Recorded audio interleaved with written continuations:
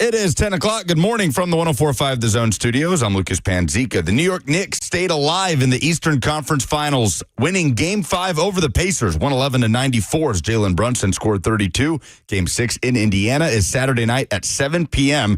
The Oklahoma City Thunder await in the NBA Finals. The Stanley Cup Finals matchup is set, and it's a rematch from 2024 as the Oilers took the Western Conference Finals in Game 5 at the Dallas Stars with a 6-3 win. They will have a chance to avenge last year's finals loss to the Florida Panthers starting next week. Tennessee softball dropped its opening game in the Women's College World Series in heartbreaking fashion, giving up a 3-1 lead as Oklahoma walked it off with a 3-run shot in the bottom of the 7th. The Lady Vols head to the elimination bracket. They will play Florida tonight at 6. For all your foundation repairs and waterproofing needs, visit USSTN.com. Breaking news at once on your home for the Titans and Vols. This is 104.5 The Zone.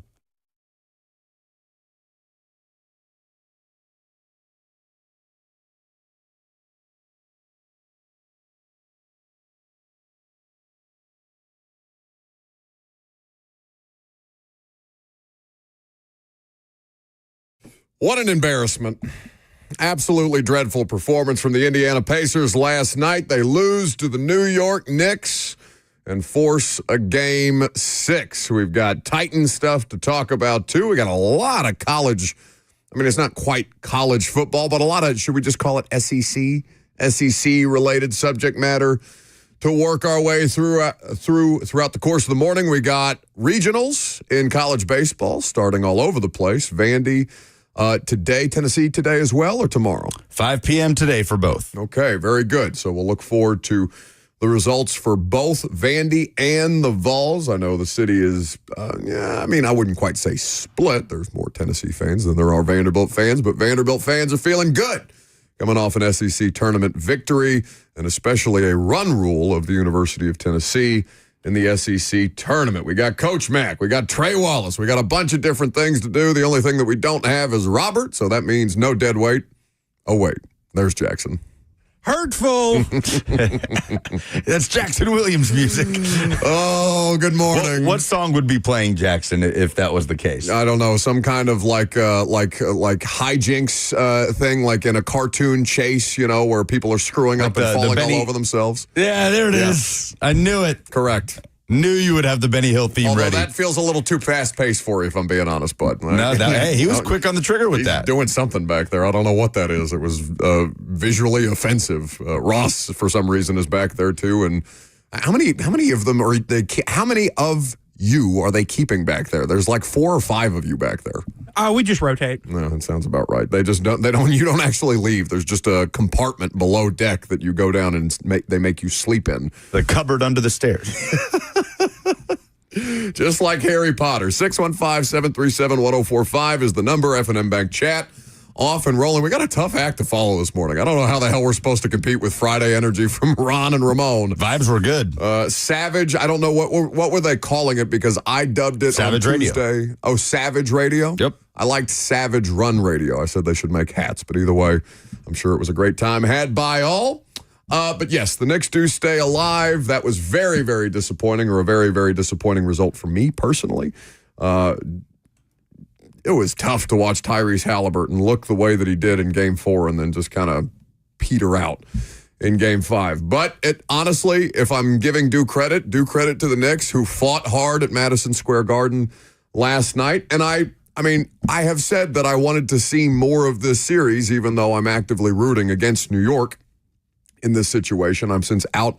It's the first time me and Mike Giardi have agreed on anything. We're both now out on Timothy Chalamet.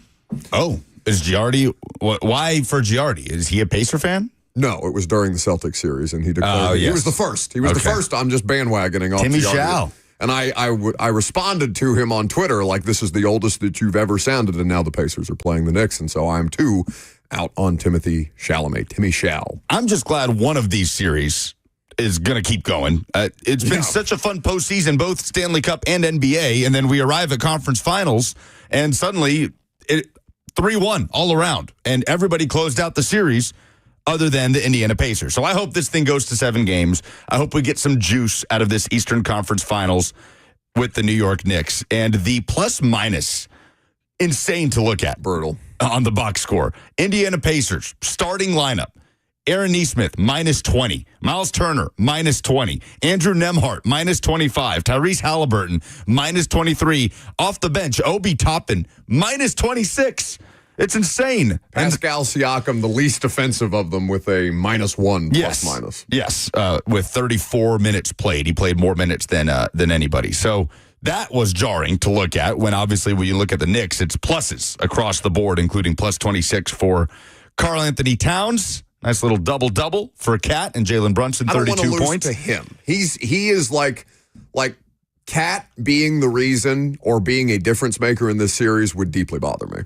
Just because of who Karl Anthony Towns is. Because some people are out on Brunson for maybe how he plays stylistically. I think, honest to God, if you're 6'2" and you can survive, and not only survive, but thrive in that league, then all the credit in the world to you as far as Jalen Brunson goes. But there's just something about Cat that pisses me off. I like Cat. Cat gets a lot of hate, but I like Karl Anthony Towns. Yeah, that adds up. He's also been through a lot. I don't know if you know a lot about his background and losing his mother and battling back from that. Oh, don't make me after feel bad COVID. about that. So, yeah, I guess that's the reason you hate him is because he's had to battle some sort of adversity, and isn't like you and didn't have, just a silver spoon his whole life. The whole way through. I guess that's why you is hate that him. a bad thing, by the way? I'm never going to apologize for that ever in my life. It's a way better way to exist as far as I'm concerned. But yet, I'm very sorry for all of Cat's terrible off-the-court problems, but I'm still rooting against him professionally. Professionally, of course. He also grew up a Knicks fan, and I think that's cool. Yeah, that is a nice thing, but that doesn't mean that that I have any less. I wouldn't say hate. I don't hate him. I was very happy to see his Kentucky team lose to Frank Kaminsky. Oh, well, yes, that I was thrilled about. Yes, they were threatening my 1976 Indiana Hoosiers, the last undefeated team in college basketball. And there was Frank the Tank there to end their dramatic run. They were 39-0 or something Yeah, like that? 39, I think, is right. Something ridiculous. So we'll see if the Knicks can power back and, speaking of Kentucky, get a 3-letter acronym star player matchup of Kentucky Wildcats in the finals. SGA. SGA being and the Cat. other one. That series was so uninteresting. Yeah, it sputtered. I mean, it did. I don't even think it got off the ground. Yeah. Sputtering would indicate that it had something coming out of the gates. They had one moment where they put up 140 on OKC, and then there was never anything close from that. Where are you on if you are a Karl Anthony Towns fan, which is a weird hill to die on? I'm not Karl Anthony Towns. Clearly you love him. I just kind of You've like him. declared yourself for him in all ways, shapes, or forms. I am for the Knicks, no doubt. I am a fan of Anthony Edwards, but it's a tough hill for me to die on to be a fan of Anthony Edwards coming out of that series. Yeah, I know. Love Anthony Edwards. That was a brutal way to finish out his postseason. What a weird way to end up as the all-time leading scorer in the playoffs. I mean, he really for the doesn't Minnesota want to be, Timberwolves. Really doesn't want to be the face of the league, huh? You put up performances like that, don't worry, we'll very quickly ignore you in Minnesota. I mean, it's hard to knock SGA off that pedestal at the moment. Well, the hockey is going to have a rematch of the Stanley Cup from last year. I don't know where we are on rematches in finals, whether it be basketball or hockey or Super Bowl rematches or things like that. Obviously, we had a repeat of the Eagles and the Chiefs this year in the Super Bowl with a different result, of course. Now we've got the Oilers beating the Stars last night in Dallas, and they get the Panthers, who are an absolute wagon again. Third straight finals for the Panthers. It has to, so it's Canada versus Florida. Again. Which is it's one of my favorite narratives in sports because it has to make the Canadians insane that South Florida is this dominant force in their most favorite sport. It's like talking to Alec Iamaner, who's, I'm sure the audience, or most of the audience knows by now that he's Canadian. One of the Titans' fourth-round rookie wide receivers out of Stanford. He talked about playing hockey growing up and how little interest there is in American football up north for obvious reasons.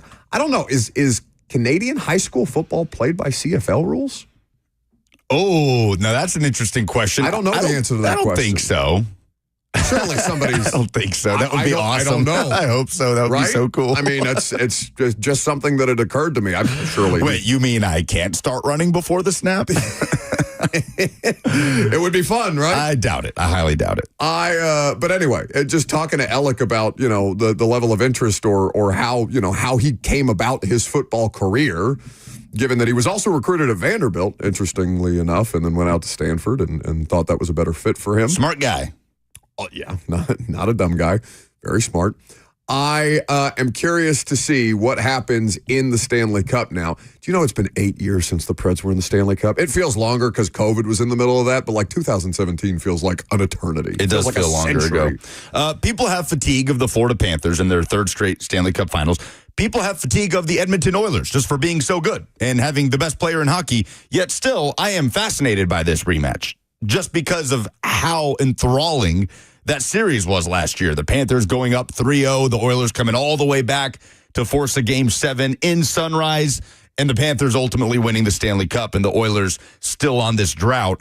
And I remember the distance between the two being such a big narrative last year, 3,000 miles, the two markets furthest apart from one another in the NHL, once again having to travel back and forth for a Stanley Cup Finals. So it's a rematch. It's two teams that everybody is tired of. It's certainly not new blood like the NBA playoffs is.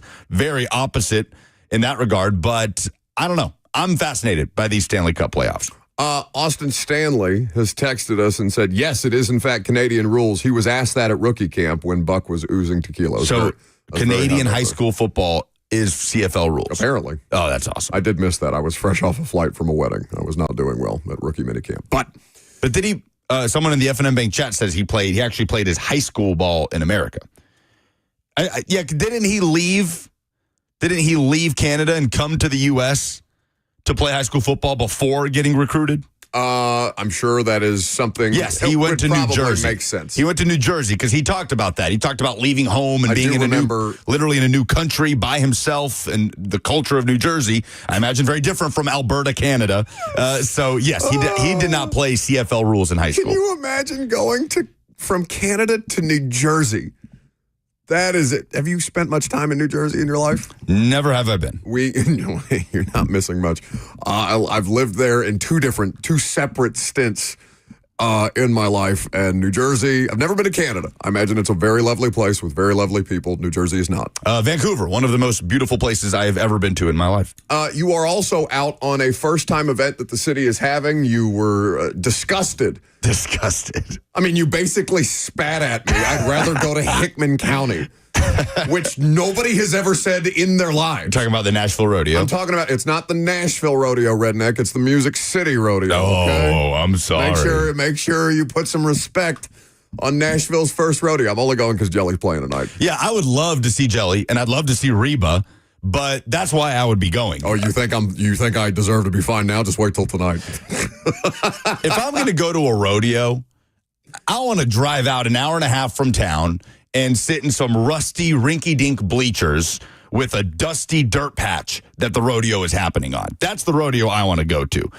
With respect to Bridgestone Arena and the event happening tonight. No. Would love to see the music. Respect it now. But no. You looked at me and I you said, I want to go to a real rodeo. A real rodeo. And then he said the words Franklin Rodeo. That's in the right. same I want to go to sentence. Franklin Rodeo. I want to go to gentrified Franklin is more, don't sleep on the Franklin Rodeo. Rodeo-esque than whatever the hell is about to happen on Lower Broadway I've tonight. heard some great things about the Franklin Rodeo. I have too. I've been to one. It wasn't a rodeo. It was a PBR event, the professional bull riding. No, not the PBR I was thinking of. No, I don't drink beer. But anyway, the PBR stuff is fun. Like, those guys put on a show, right? It's obviously death-defying type of stuff. And then you have all the different, events that you have in the middle of those things, barrel racing and things like that. I don't know. I'm looking forward to it. I was held up in traffic on the way to work out this morning by horses marching their way by the Music City Center, I guess, to get them some exercise. There's not a lot of places that you can take them downtown to get them some exercise before they go about their actual work this evening and through the weekend. But they've got great musical acts. I know Jelly's playing tonight. Is it Tim McGraw tomorrow and then Reba on Sunday? I believe that's the lineup. Maybe I have Reba and Tim flip-flopped. Did Reba not play already? Oh, did she? I don't know. Was there something last night with the rodeo? There's too many things going on this weekend, especially with CMA Fest coming up on us. There's just a lot going on. Anyway, we got a lot of things to do. We're looking forward to having you as a part of it. We're looking forward to having Trey Wallace of Outkick coming up next.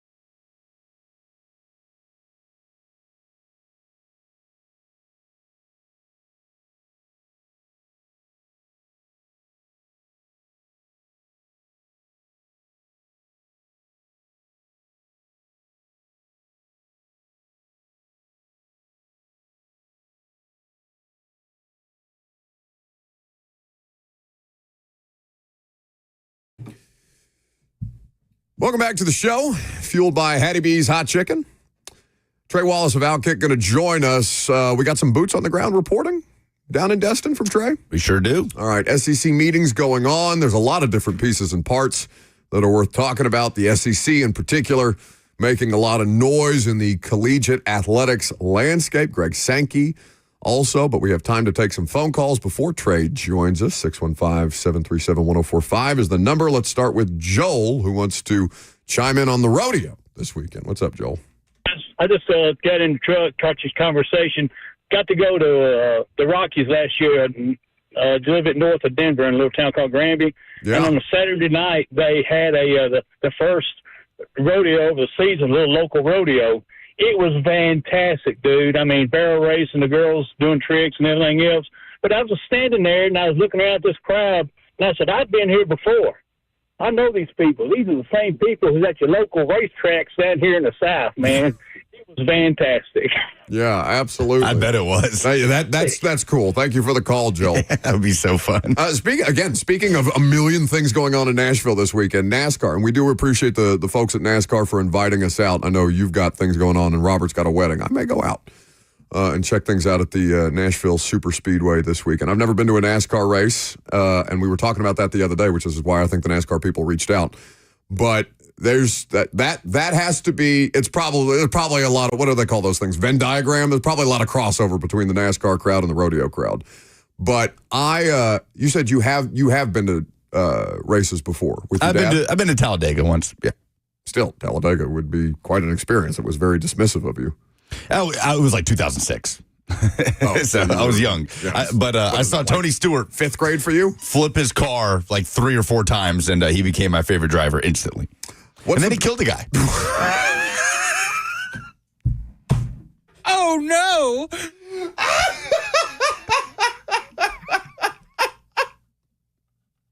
What are you doing?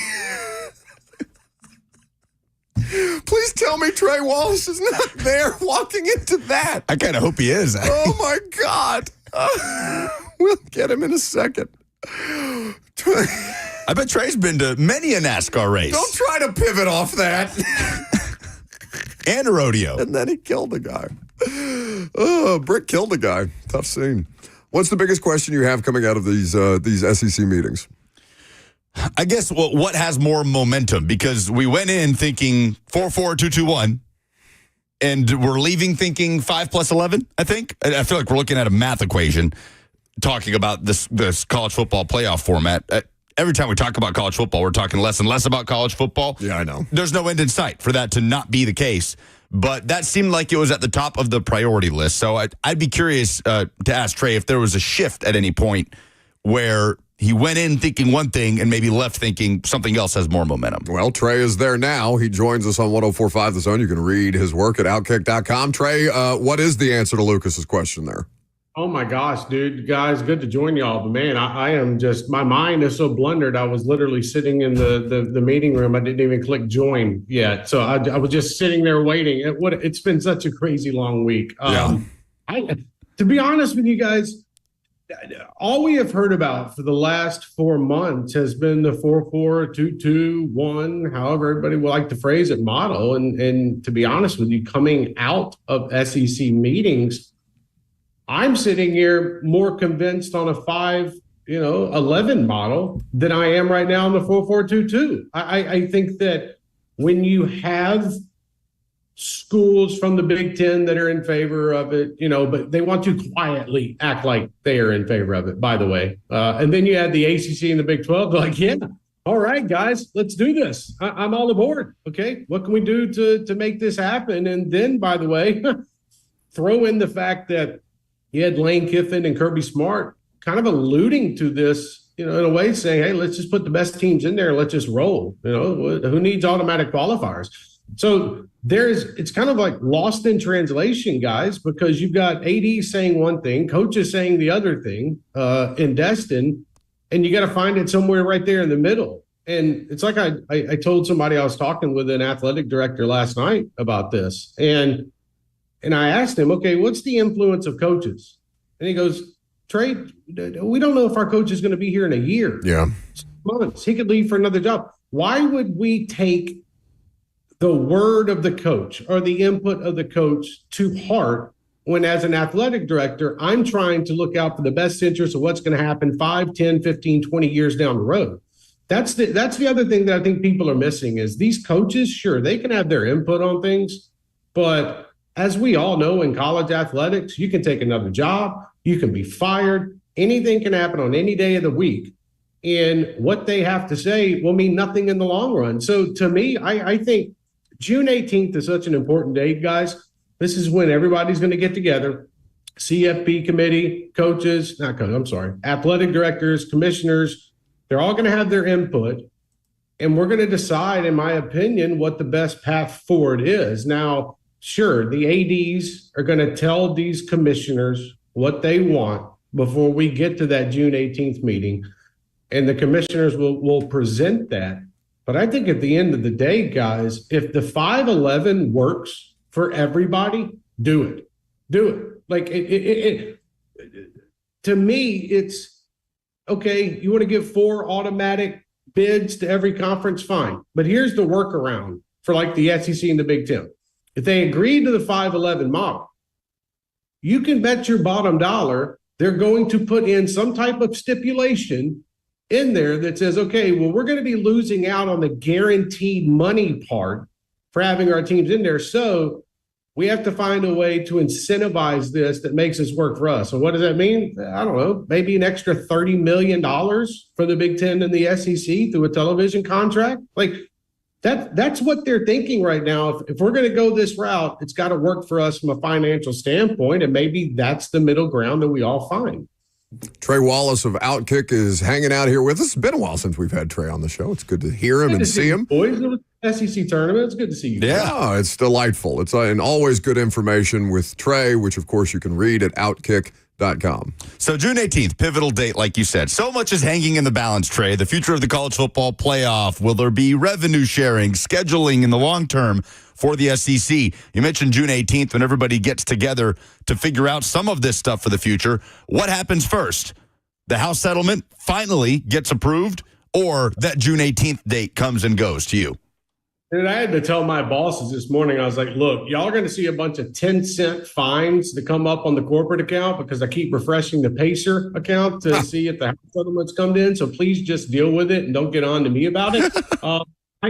I think that, look, hopefully I can afford $1.50 with all the amount of times I've refreshed. But to get to your question, brother, I think we're going to get the House settlement first. But there has been talk this week that if you don't see it by 5 o'clock today, I'm talking Eastern time. So really, let's just say 8 o'clock Eastern time, 7 o'clock Central, because this is all coming out of California.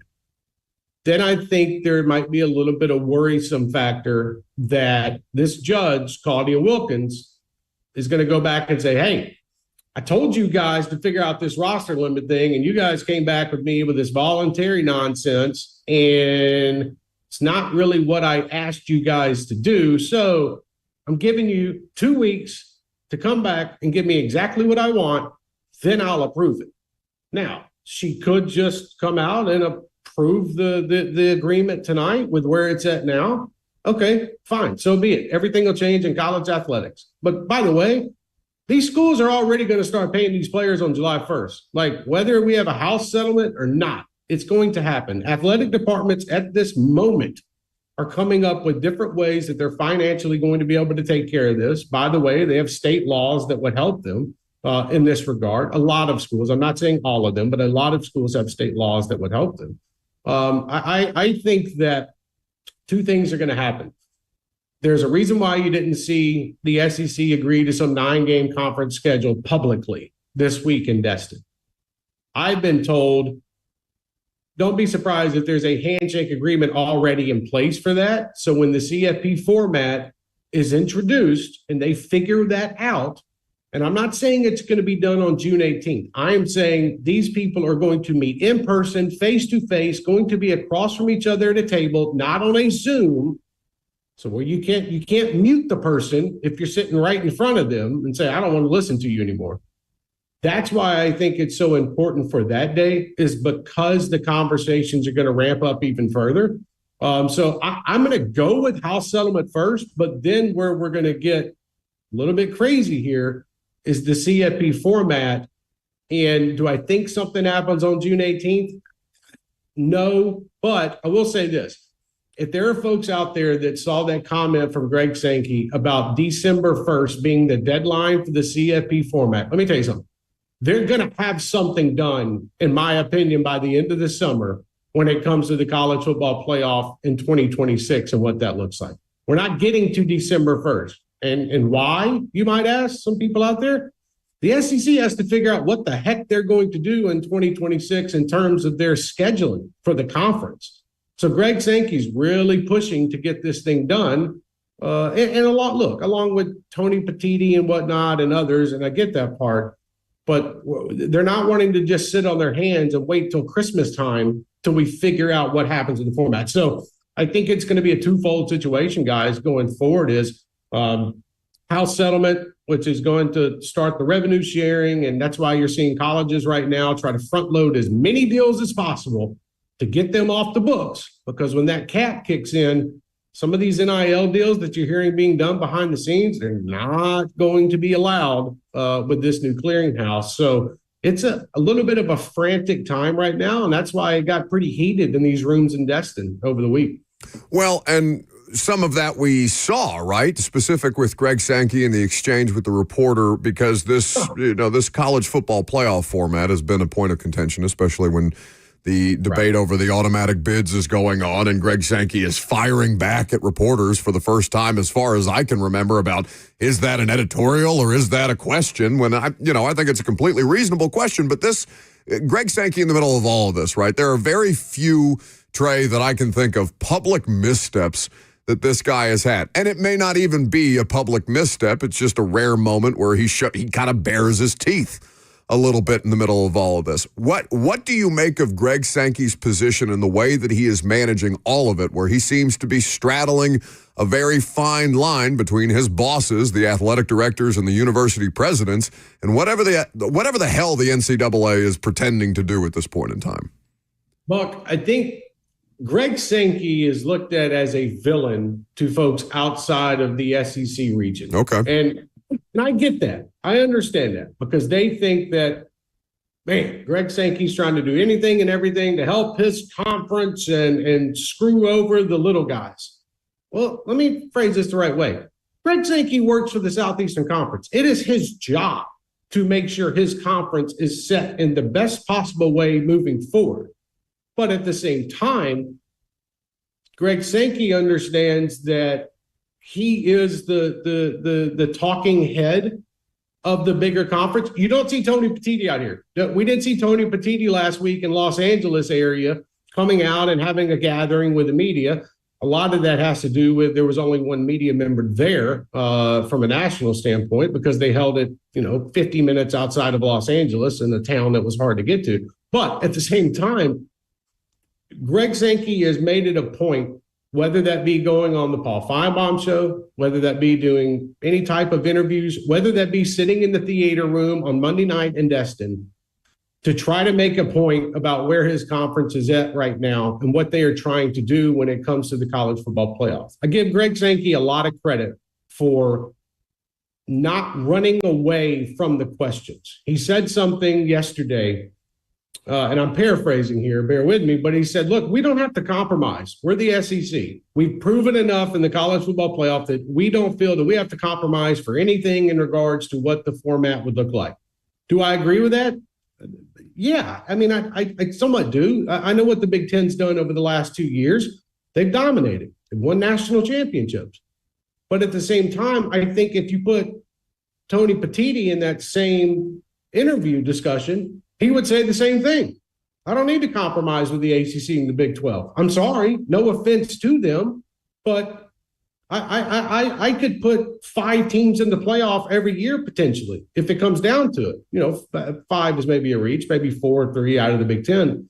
But I'm just saying, when you look at Greg Sankey, I understand that folks have that, okay, are you? It feels like the best. Here's how somebody analyzed it for me. It's like The Dark Knight Rises in that movie where Bane puts his hand on dude's neck and says, so you think you hold all the power?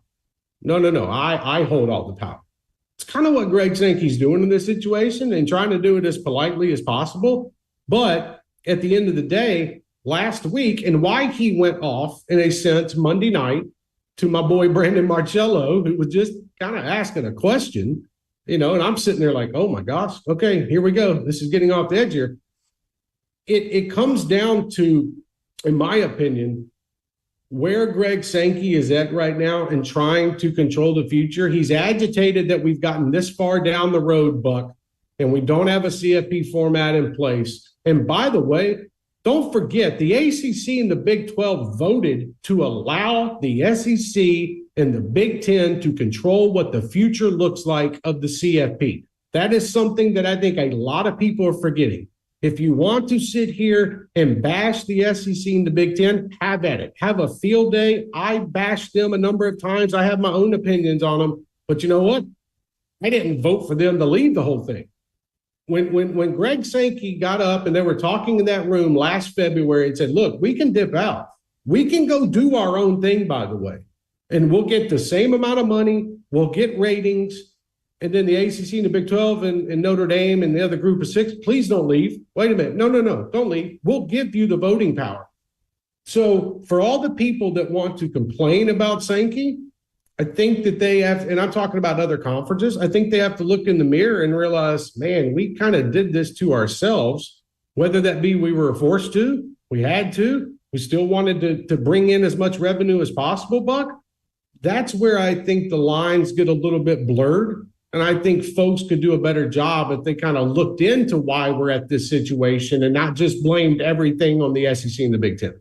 Trey Wallace of Outkick is here with us talking about the news, a lot of news coming out of SEC spring meetings down in Destin. Outkick.com is where you can read all of the great work that Trey does. So that point about, essentially the SEC and the Big 10 in some form or fashion, but Greg Sankey putting his voice to it and his name on it, right? The idea of taking their ball and going home and doing their own thing and generating their own revenue because they know that they have the juice that way. Everybody in a room knows that they have the juice that way.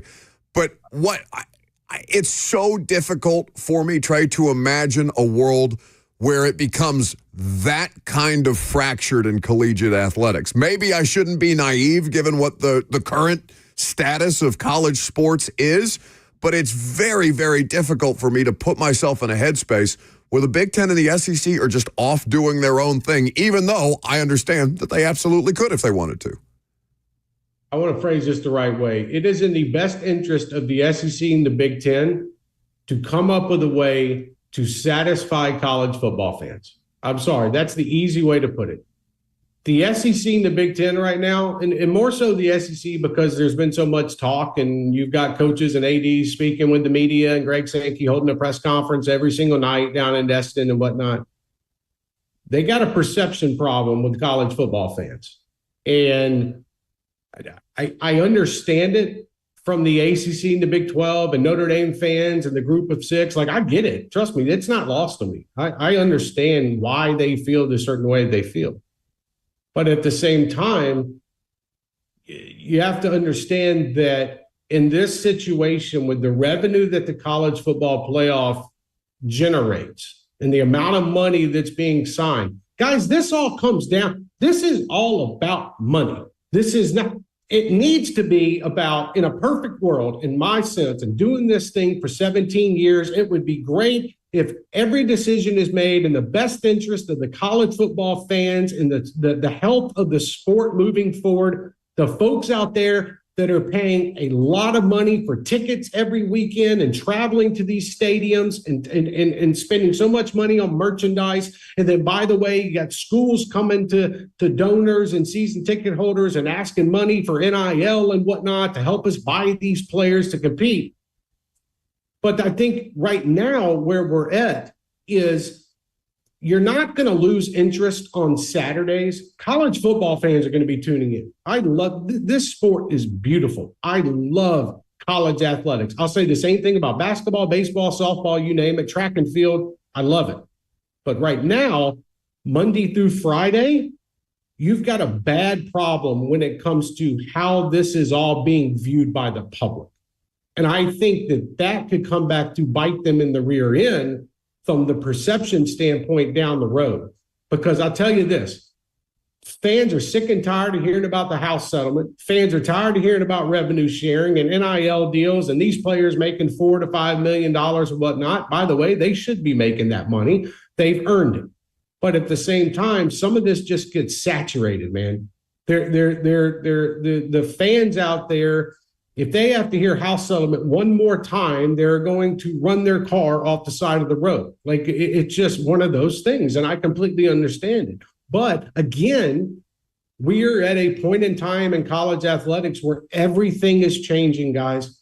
The way that it was pre-NIL, which is the most interesting part. I asked Lane Kiffin that question this week. I asked Lane, I said, man, 5 years ago, saying a school is going to cut a check to a player, that was taboo, man. You don't talk about that. It was illegal. Jeremy Pruitt was fired for something like that. So the fact that we are here 5 years later and universities are about to have their name on a check or a wire transfer to a player in their bank account and says it comes from Vanderbilt University or the University of Tennessee or MTSU, I think that is a shock factor to a lot of people out there that look at college athletics still as that amateur type of sport and that pure sport compared to the NFL. I got news for you. This is now semi-professional sports. I liken college athletics to AAA baseball now. That's how I look at it. This is AAA sports. You're getting paid by the schools. You're going to have to get up there and stand in front of the media and answer questions, Buck, like you guys do every week in the NFL locker rooms or the Nashville SC locker rooms. That's where we're going.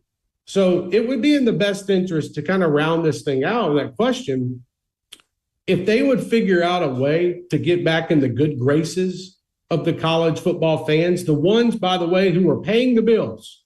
These guys, the fans are paying the bills, whether that's tickets, tuning in, buying subscriptions to ESPN, YouTube, Hulu Live, Fox apps, you name it.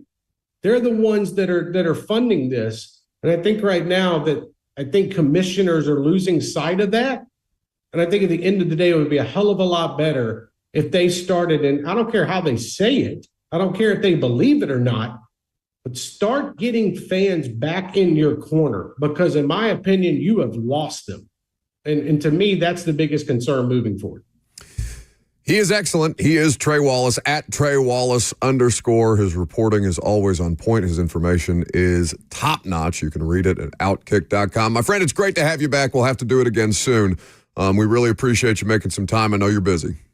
Guys, thanks so much for having me. I really appreciate it. Look forward to doing it again down the road, and you guys keep killing it. Thank you. Absolutely. Thanks, Trey. That's Trey Wallace with us on 104.5 The Zone. I mean, that's the thing that you and I have been going back and forth, right? Like how can they continue to take advantage of one of the most loyal fan bases anywhere in American sports? And take it for granted. Take it for granted. Yeah. Take it for granted is what I mean to say. Good correction by you.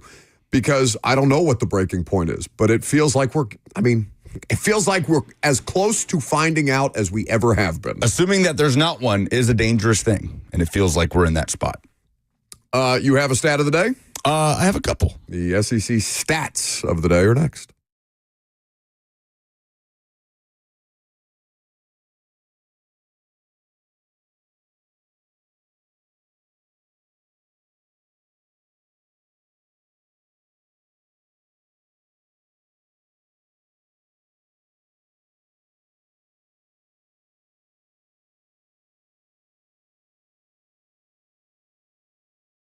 It is a beautiful day. It's sunny outside. It's a perfect weekend to grab your friends and take them over to Fog Street Lawn Club, Nashville's premier soccer pub, your go-to spot to watch Nashville SC games tomorrow afternoon against NYCFC with fellow Nashville SC fans. But no matter the sport, NBA, Stanley Cup playoffs, Fog Street Lawn Club makes sure you won't miss a moment. Spacious bar downstairs, tables, TVs everywhere. You can go axe throwing at Bad Axe or head up to that rooftop. It's the best rooftop view of downtown Nashville in Music City. Play British-style pub-style lawn bowling for free with any purchase from their excellent menu of British pub-style food. Try the fish and chips. For me, the Irish whiskey burger is number one. Fog Street Lawn Club gives you the experience of downtown Music City with the great escape from the hustle and bustle. Family-friendly, great for all sports fans, and you can host special events like birthday parties or corporate events. U.S. Soccer and Nashville SC games will be shown with watch parties all summer long, and I will see you at Fog Street Lawn Club.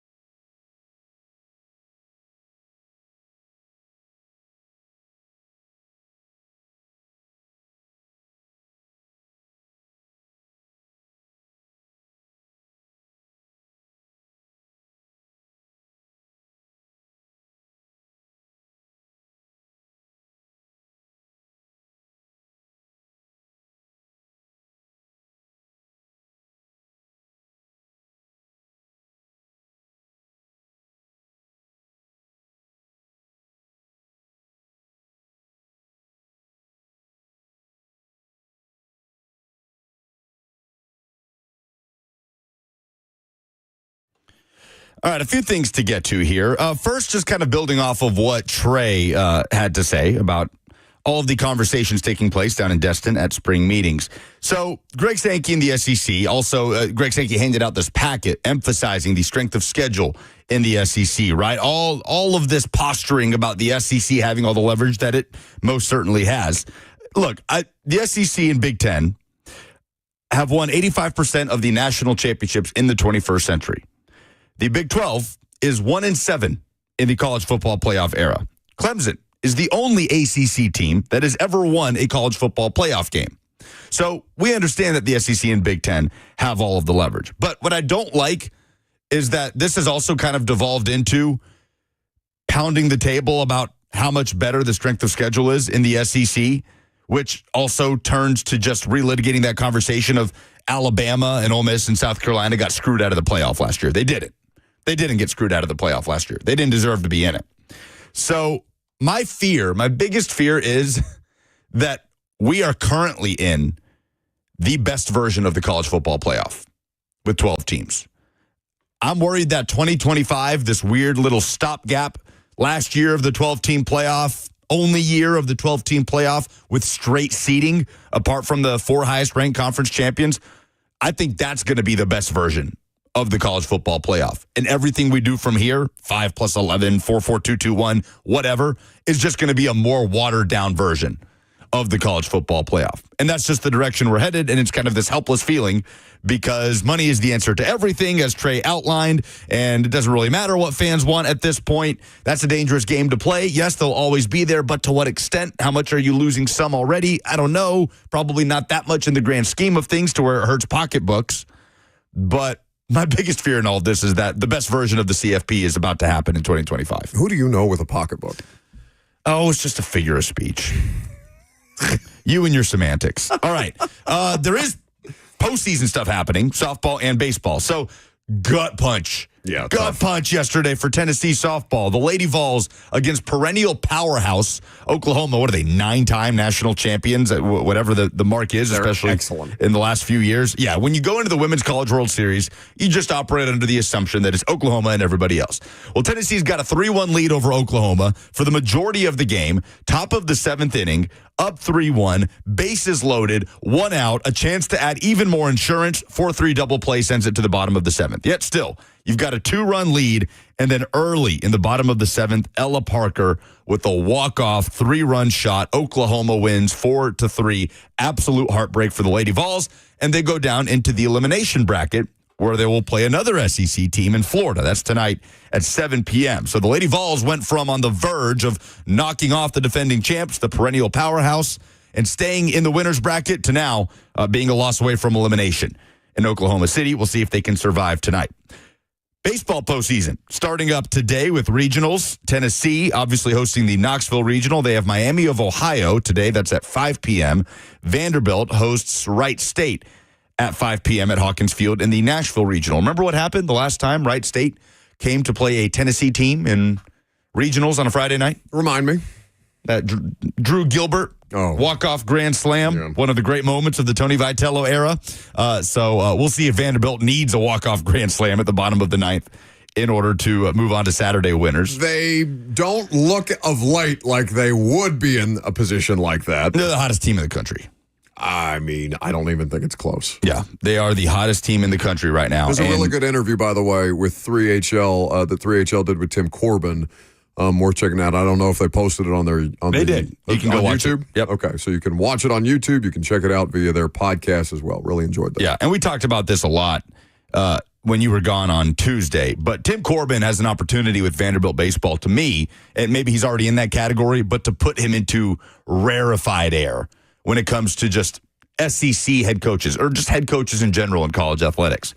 19 straight years of postseason baseball for Vanderbilt, but coming back from this dip that Vanderbilt's been on, haven't been past the regionals in 4 years, in a spot where plenty of folks out there thought Tim Corbin was on the downturn, the way they thought Nick Saban was maybe in 2015 when Bama lost for a second straight year against Ole Miss, right? And you tell me if this wasn't compounded by the fact that Tennessee looked like it was to the moon, right? Like they felt like two programs heading in opposite directions. Maybe Vanderbilt was never going to go like, bottom feeder basement type of stuff. But Tennessee raced by him in these last few years, 100%. 100%. This season, Vanderbilt flipped that narrative back around. They wrangled back control of being the power in college baseball in the state of Tennessee. And by the way, at some point, I know college baseball will never have the gravitas that basketball or football does. But if all is even, we have to start talking about that Tennessee-Vandy rivalry as one of the best in college sports in baseball. Oh, no, they already are. Yeah. I mean, at least they, at their press conferences, I don't know how much of the post-game stuff you watched out of the SEC tournament. I just went through a couple of the press conferences. Were you out for a day or something? No, maybe I was doing the show with Ramon, and I didn't know how much baseball or audio we were going to use that day. But just listening to some of the Vandy players chirping after the fact in the postgame with Tim Corbin after the coach had given his opening statements and things like that, and I can't remember exactly who the Vandy player was who was saying, I think it's the best rivalry in college baseball right now, and I think if you saw these two teams play through the SEC tournament and you're a kid being recruited by these two programs, it's a pretty easy decision. And just, being chesty about it. I love that. Because Vandy, Tennessee has been loud as a college baseball program to the point where nationally they were villainized, right? They had those Vol villain T-shirts. I think I got rid of mine a couple of years ago, but still. Oh, you just threw it away? Well, yeah. I mean, T-shirts after 2 years, they start to get a little ratty, I feel like.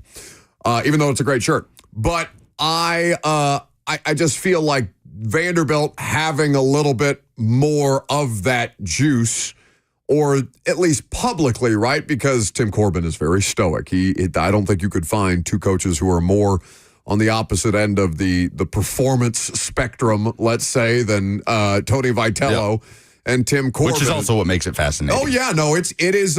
Greg Cosell, we were doing the podcast a couple of weeks ago, and he called the Denver Titans game a Petri dish experiment. I think that the Vols and Vandy, as far as that, they're a science experiment. It's as much fun as you could have watching two college baseball programs compete within the same conference and obviously within the same state. But now Vanderbilt, as the number 1 overall seed for only the second time in the Corbin era, which I was slightly surprised by.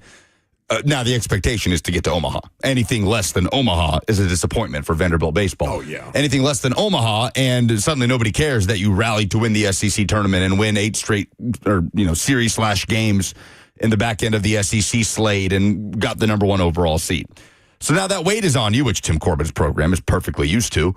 And for Tennessee, you wonder, what's the ceiling for the Vols? The ceiling for Vanderbilt baseball this year is national championship. Talent-wise, you could say the same for Tennessee. We were saying that back in March and April. But the last couple months have you kind of reconfiguring that in your head. Vols are matched up with Arkansas, likely, that they will have to go to Arkansas if they end up winning the Knoxville Regional. Who they had success against in the regular season, at the end of the regular season. In game 1, but then they got shelled. Yeah. And Liam Doyle gets the start tonight. They're going to stick with their regular rotation, the SEC Pitcher of the Year, who has had a couple rough outings in his last 2 against Vanderbilt and against Arkansas. A couple of lineups with a lot of firepower, especially Vanderbilt as of late, the back half of the season. So we'll see if Tennessee can survive the regional. They will be favored to do so. Then they got to go to Arkansas. It feels like with the way this team has played, Super Regional might be the ceiling. Talent-wise, College World Series, Omaha is the ceiling for Tennessee baseball.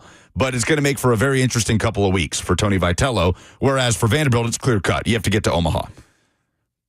Slay is on record saying that the Vols suck. Yes, he is.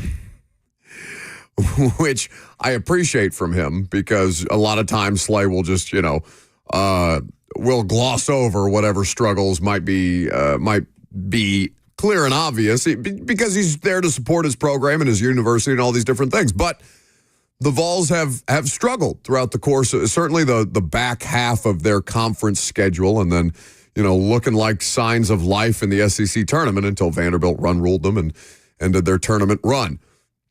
As a defending national champion, how has Tony Vitello's program acquitted itself this year? Because I would open the floor to the both of you as Tennessee alums. I have a hard time answering that question, because it is, to me, so difficult to even get back into what is considered, regardless of sport, postseason contention after you win it all, right? It is incredibly taxing. Turnover is a thing. Portal issues are a thing. The draft, chemistry is a thing. All these different things, right? And playing more baseball than every other program at that point, or every other program but one, because you've just lasted longer. So I'm kind of on the fence about it, even though I don't love the way that they've performed, certainly of late. I'll go quick because we're up against it here. We're not really, by the way. The breaks are short today. Oh, they are. Better than most defending national champs. 40-plus win season, you're hosting a regional. And again, Tennessee, before the Tony Vitello era, had 140-win season in the history of the program. So it does speak to the standard that Tony Vitello has built. Again, we see this all the time. Coaches kind of victims of their own success, right? If Tennessee doesn't make it out of their own regional, then it's going to be a very disappointing season. Even though you would have fared better than most national champions do coming off of a title-winning season, and you won 40 games, and you were able to host in the postseason, which was never a guarantee for Tennessee baseball year over year before Tony Vitello got here. So the standard has been recalibrated, and that's a good thing for Tennessee baseball and Tony Vitello. But in the here and now, You're hosting. You did well to dig out of a hole to where that didn't look likely at the start of the SEC tournament in Hoover. You got to get out of this regional. You got to win the regional and go see if you can push Arkansas. And if you can get back to Omaha, you can make an argument for the best coaching job that Tony Vitello's done at Tennessee. But you got to get there. Thank you. 615-737-1045 is the number if you would like to weigh in. We'll pivot to some headlines coming up next.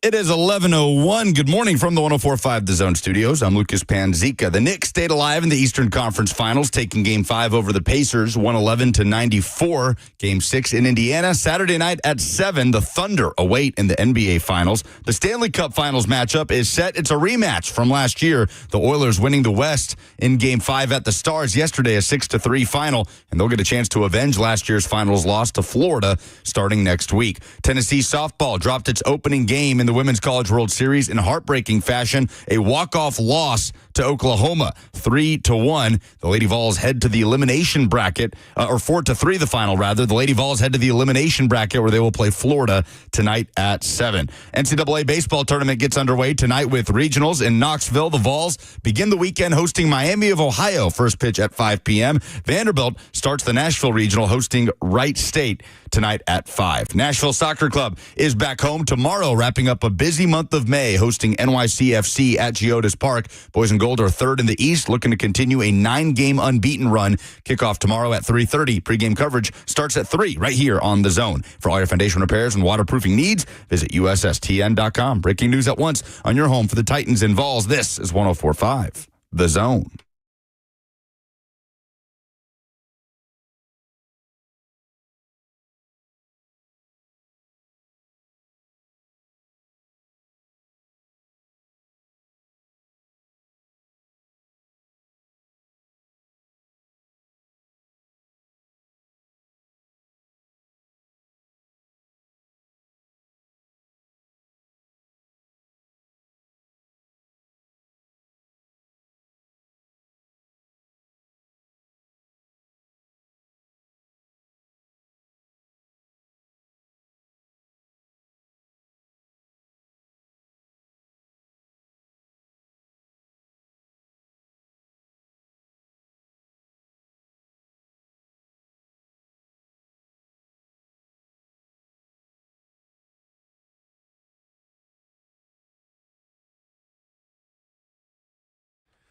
It's time for NFL Headlines with Lucas Panzica. It's just disrespectful what you're doing to the audience at this point. Don't know what you're talking about. There are some contract situations that we're keeping an eye on in the NFL that are mostly quiet at the moment, as OTAs are largely underway around the league. There is a former Titan being discussed in a potential trade. But before that, the latest, this just came down about 30 minutes ago or an hour and a half ago. The Minnesota Vikings have announced a new contract for general manager Kwesi Adolfo-Mensah, almost 5 months after they extended Kevin O'Connell to a new deal. So they each signed 4-year contracts. They signed 4-year contracts when they arrived in Minnesota in 2022. O'Connell's new deal is for 5 years. It is not clear whether the contract that Adolfo-Mensah signed this week matches that duration. So, obviously, they've had a lot of success. The Vikings have the NFL's 6th best regular season winning percentage since Adolfo-Mensah and O'Connell were hired, with 2 playoff appearances. But this is interesting from ESPN. Adolfo-Mensah's drafts have been among the NFL's least productive over his tenure, requiring the team to compensate with extensive forays into free agency and the trade market. The Vikings have received 107 starts from players that they have drafted since 2022. That is the NFL's second lowest total over that time frame, according to ESPN research. Where are the Titans in that, I wonder? Since 2022. 2022. So 23, they obviously got a bit more juice out of, and then 24, they had rookies playing all over the place. How glad are you, if you're Adolfo-Mensah, that you got that contract done before J.J. McCarthy takes a professional snap? Oh, yeah. Give me the money, and even if I get fired, I'm getting paid out on that deal. You have no idea if this quarterback's good or not. You have no idea if Sam Darnold's going to thrive in Seattle or if that's going to look smart for letting him walk, or if the Aaron Rodgers flirtation, however brief it might have been, was not in their best interest at the time. Maybe that tune changes if J.J. doesn't look, J.J. McCarthy is one of the most interesting people in the NFL next year, right? Oh, for sure. Because they've got the NFL's, according to ESPN, the NFL's 6th best regular season winning percentage since the 2 of them were hired, and they have 2 playoff appearances, but no playoff wins at this point in time. J.J. McCarthy, does he have to be almost as good? You could do it by percentages, I get, but he almost has to be as good as Sam Darnold was last year for this to look like any kind of a success. 14 wins last season. What's the best thing the Vikings have done in the last 5 years from a player personnel standpoint? In the last 5 years? Wouldn't that be Jefferson? Yeah. They let go of Stephon Diggs. Yeah. And they drafted Justin Jefferson. Yeah. They tried that here too. Yep. They had a pretty big ripple effect around here. By the way, you see John's doing podcast interviews? I did see that. Talking to there. I saw a clip making around the other day, and it's good to see. It's been a while since I've seen him, just in any form or fashion. But he was asked a question on a podcast appearance. You remember the question? It was like, what's one of the hardest things to deal with for a GM to admit? For a GM to admit, and his response was, when you lose a trade. Yeah, that's a tough one. Oh yeah, that's a tough one. Oh, that's not the one I'm thinking of. No, but that one applies. That's AJ. That's both. That's both of them. You're right. Two birds, one stone. It's a twofer. We haven't had a reason to use it in a while. That's still back there. That's great. No. So all that to circle back, the best thing the Vikings have done is draft Justin Jefferson after letting Stephon Diggs go. Yeah, but that wasn't Adolfo Mensah. That was his predecessor, Rick Spielman. So interesting there, but obviously the Vikings in a great spot right now. You're right. A lot is on J.J. McCarthy, and Adolfo Mensah gets a new deal. Yeah, but how much of a house of cards? We don't have to dwell here too long if we don't want to, but don't they feel like kind of House of Cards-ish? Oh, sure. Given that it's a huge question mark. They're patching over a lot of things in free agency with draft missteps and stuff like that. It's a huge question mark. Things to think about. The Miami Dolphins have engaged in trade discussions with the Pittsburgh Steelers involving one Jonnu Smith. What is Art doing? According to Adam Schefter. That's right. It would reunite him, of course, with former Titans OC Arthur Smith in Pittsburgh. Smith expressed interest to the Dolphins in reworking the 2-year deal that he signed last offseason, which would pay him $4.8 million this coming year. He was not there for voluntary OTAs this week, and it is rooted, the Steelers' interest in Smith, in Arthur Smith's longstanding relationship with Jonnu. All right.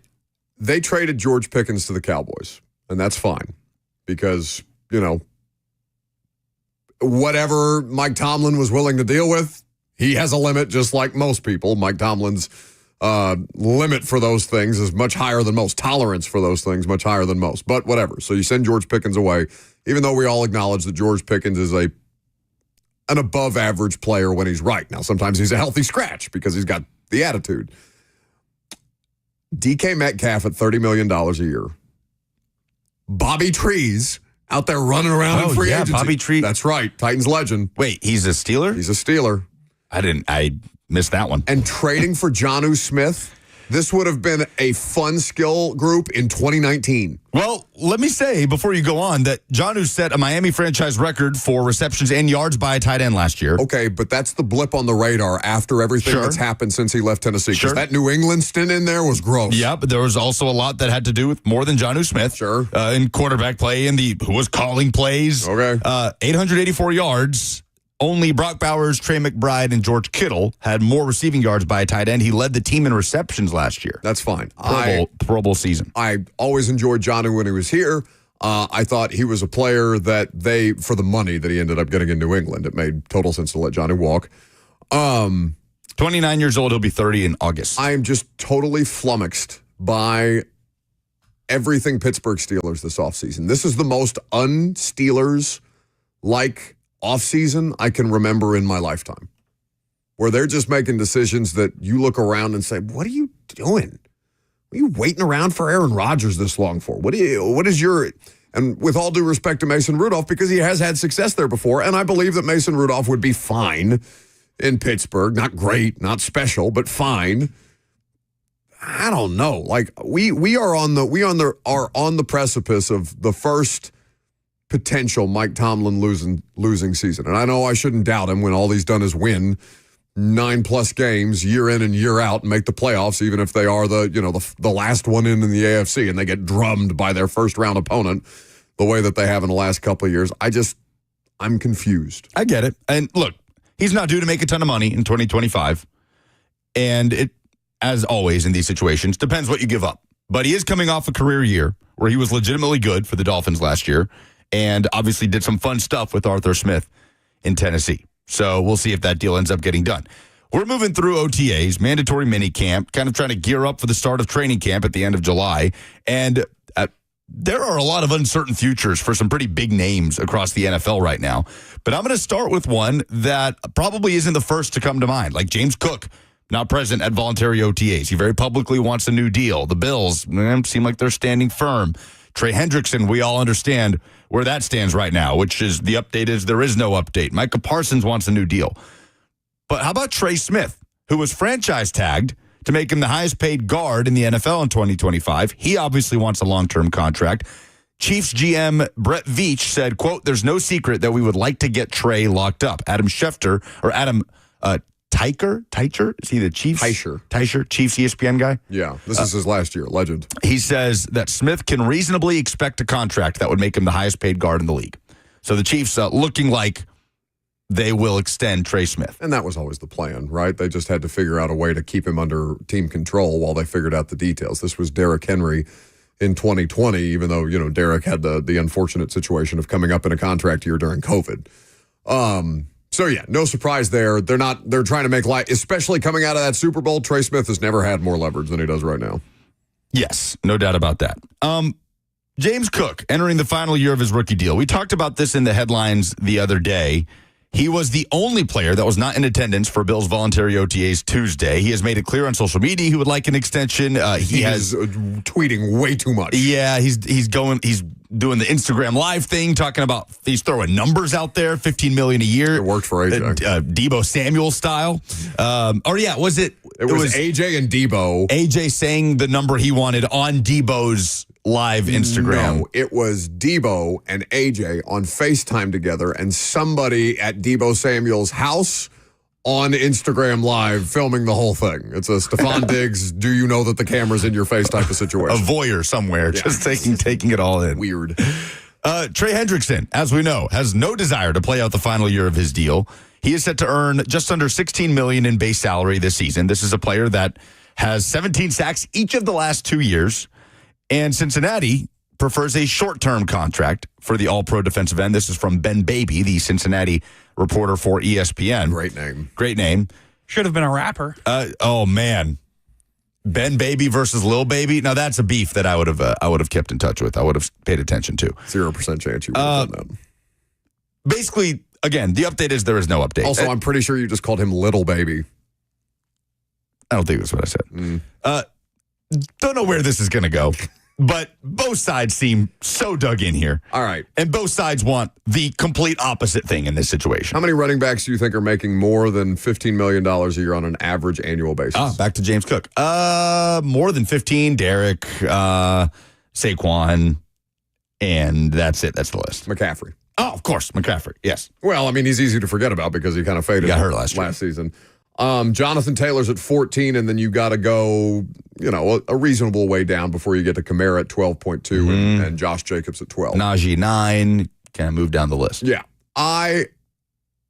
James Cook, they finally figured out how to give Josh Allen a running game, like a running game that he could lean on. But that's mostly because of the offensive line. And the thing that James Cook is up against most is the idea that he is, you can be the best running back in the world, Derrick Henry. You can be the best running back on planet Earth ever that you've ever seen.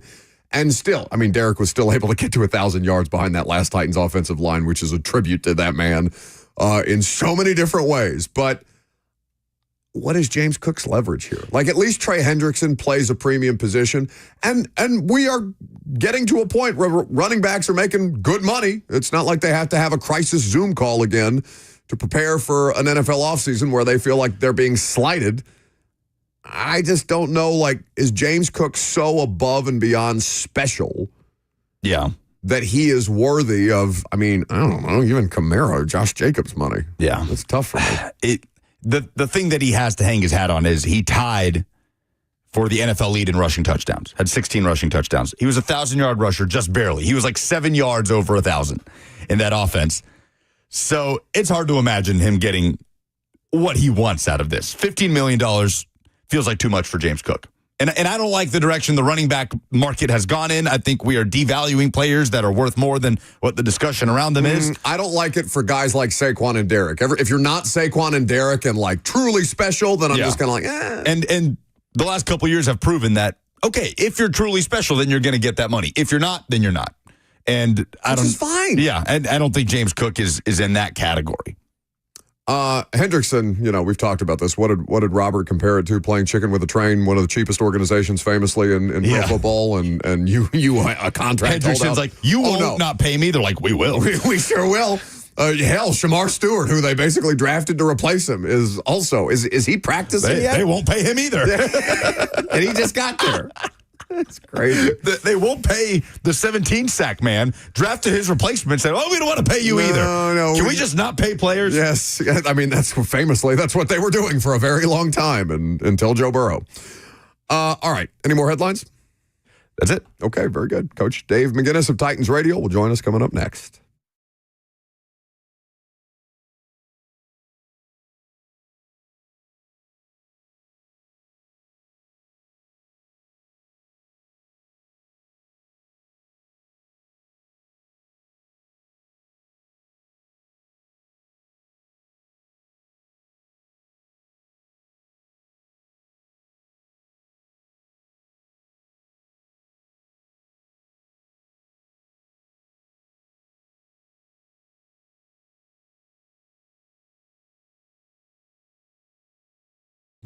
Were you aware that May is Military Appreciation Month? Did you know that Trajan Wealth is a veteran-led company? And just as our heroes safeguard our freedoms, Trajan Wealth is committed to safeguarding your financial future, which is why you should call them today. They got 2 locations here in Middle Tennessee, Brentwood and Franklin, ready to serve you because financial situations can be frustrating. We famously on this show are terrible at math. You can imagine what my finances looked like before we called Trajan Wealth to get things up and running. Trajan Wealth will help you decide what to do because occurrences like inflation, election cycles, new laws, and interest rates can affect the financial markets in the short term, but it doesn't make sense to keep changing the way that you invest in response to the daily news. Instead, Trajan Wealth will help you review your strategy and make sure that it's right for your goals, your risk tolerance, your time horizon, all these different things that you don't want to think about or that you're struggling with and just want a helpful hand to guide you through. That's Trajan Wealth, your local trusted financial fiduciary. And you can find them online at TrajanWealth.com. The number is easy, 615-270-5000. That's 615-270-5000. Or visit them online, like I mentioned, at TrajanWealth.com. Advisory services offered through Trajan Wealth, LLC, an SEC-registered investment advisor. This is a paid advertisement.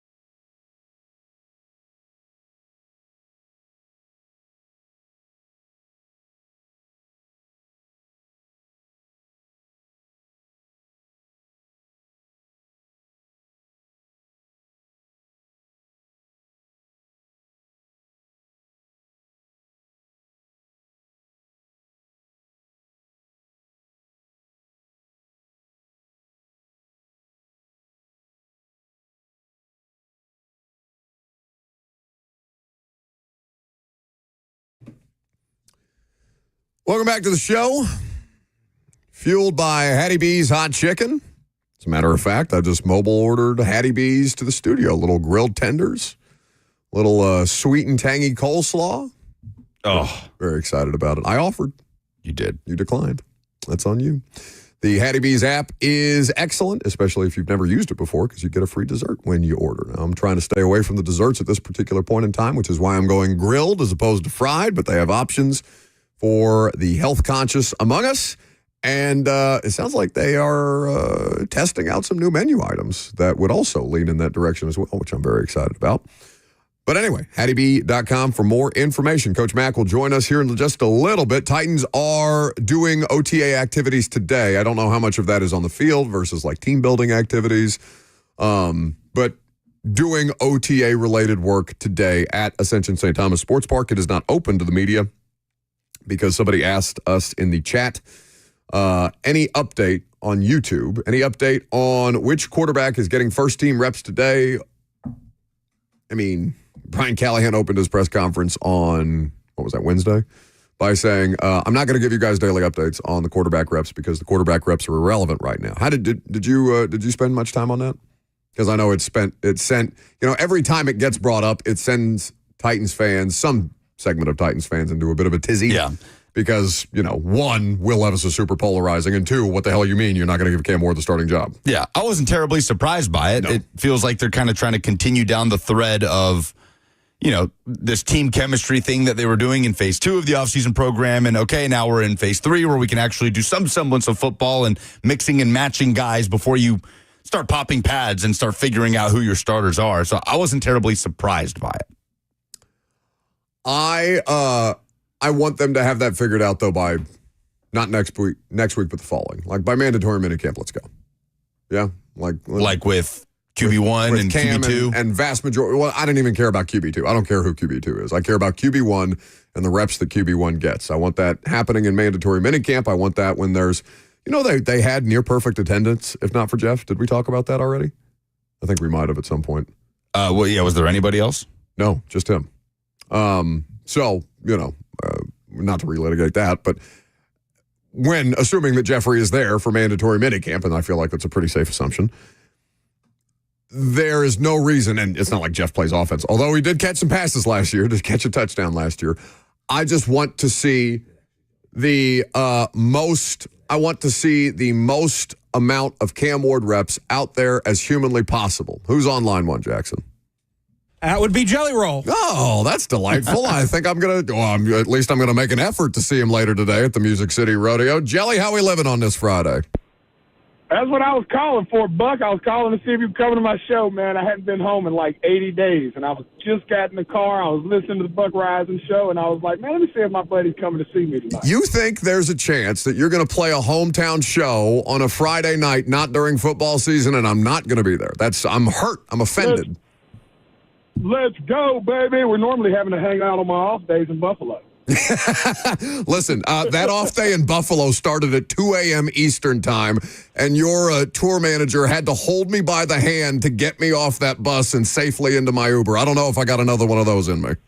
Legendary, baby. We shall do it again, my friend. Hey, listen, I heard they're not doing media at St. Thomas today. I was wondering if you wanted me to swing by and give you a report.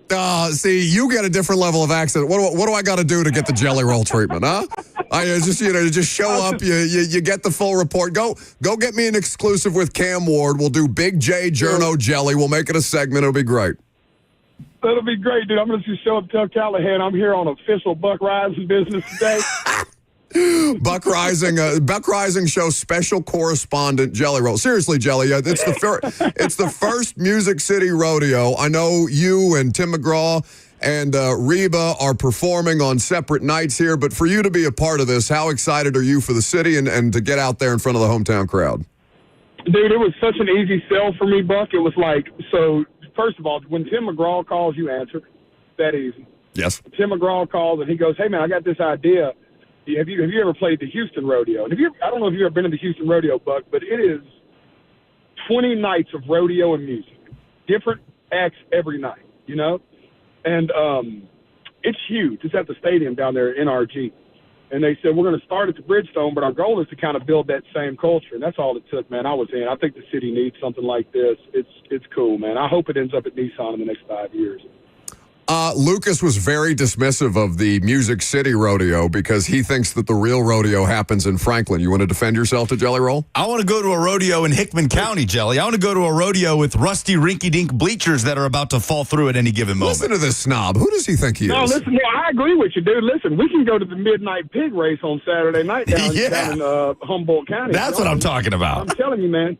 Yeah, we can go down to Carroll County. They're still racing the pigs on the weekends for money like a chicken fight. No, dude, listen, I think the Franklin Rodeo is creme de la creme. I went this year. I go every year. My daughter's been going forever. But I think that Nashville Rodeos, I think you got to give it a chance, man. It's going to be big, dude. If you've ever been to the Houston Rodeo, you'll see the vision. Or Kid Rock's Rockin' Rodeo he does down in Arlington, the vision's big, man. This could be a 10-day event in Nissan Stadium in the next 10 years is my hope. And it brings the culture of rodeo to Nashville in a really cool way. And as a country music artist, man, that's, I miss songs about the rodeo. That's all the 90s were, with rodeo songs. Yeah, see? Eat it, Lucas.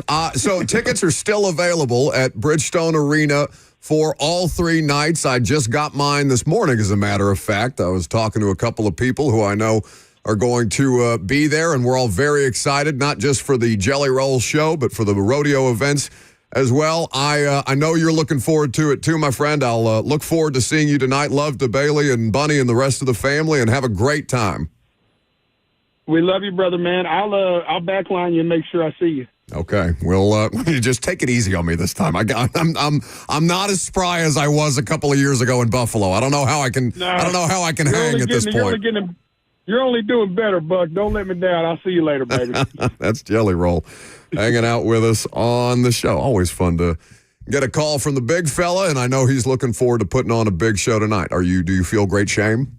You should. Well, Jelly agreed with me. I'm not sure what you're talking about. He said we got to go down to Humboldt County, see the pig race. That's because he's a very kind man. But I saw you turn a different color when I started to look over at you because you knew what I was about to do. I was pretty confident that Jelly was going to align with me in what the roots of rodeo are. But no, he does have me kind of wanting to go out there tonight for sure. Oh, now he wants to go. Remember, he accuses me of being the clout chaser. There's not enough famous people at my dog's birthday party for Buck to show up, is what you said to me yesterday. You're right. There's not enough famous people at your dog's birthday party for me to show up. Now you want to go because you think you're going to get special access or something? What's wrong with you? No, I won't be going. I'll be home. But I consider wanting to go. Honestly, that's probably the best one of these, you trying to T-bone him has gone. So I'll give Lucas the point on that one. He handled himself well. But again, Jelly, a very kind person, so he wasn't going to take Lucas out publicly that way. The Houston Rodeo, I've never been, but 20 nights of rodeo. Can you imagine? Do they run a lot of the same events on multiple nights, or is it just different levels of it? A 20-night rodeo sounds insane. It's a month of rodeo.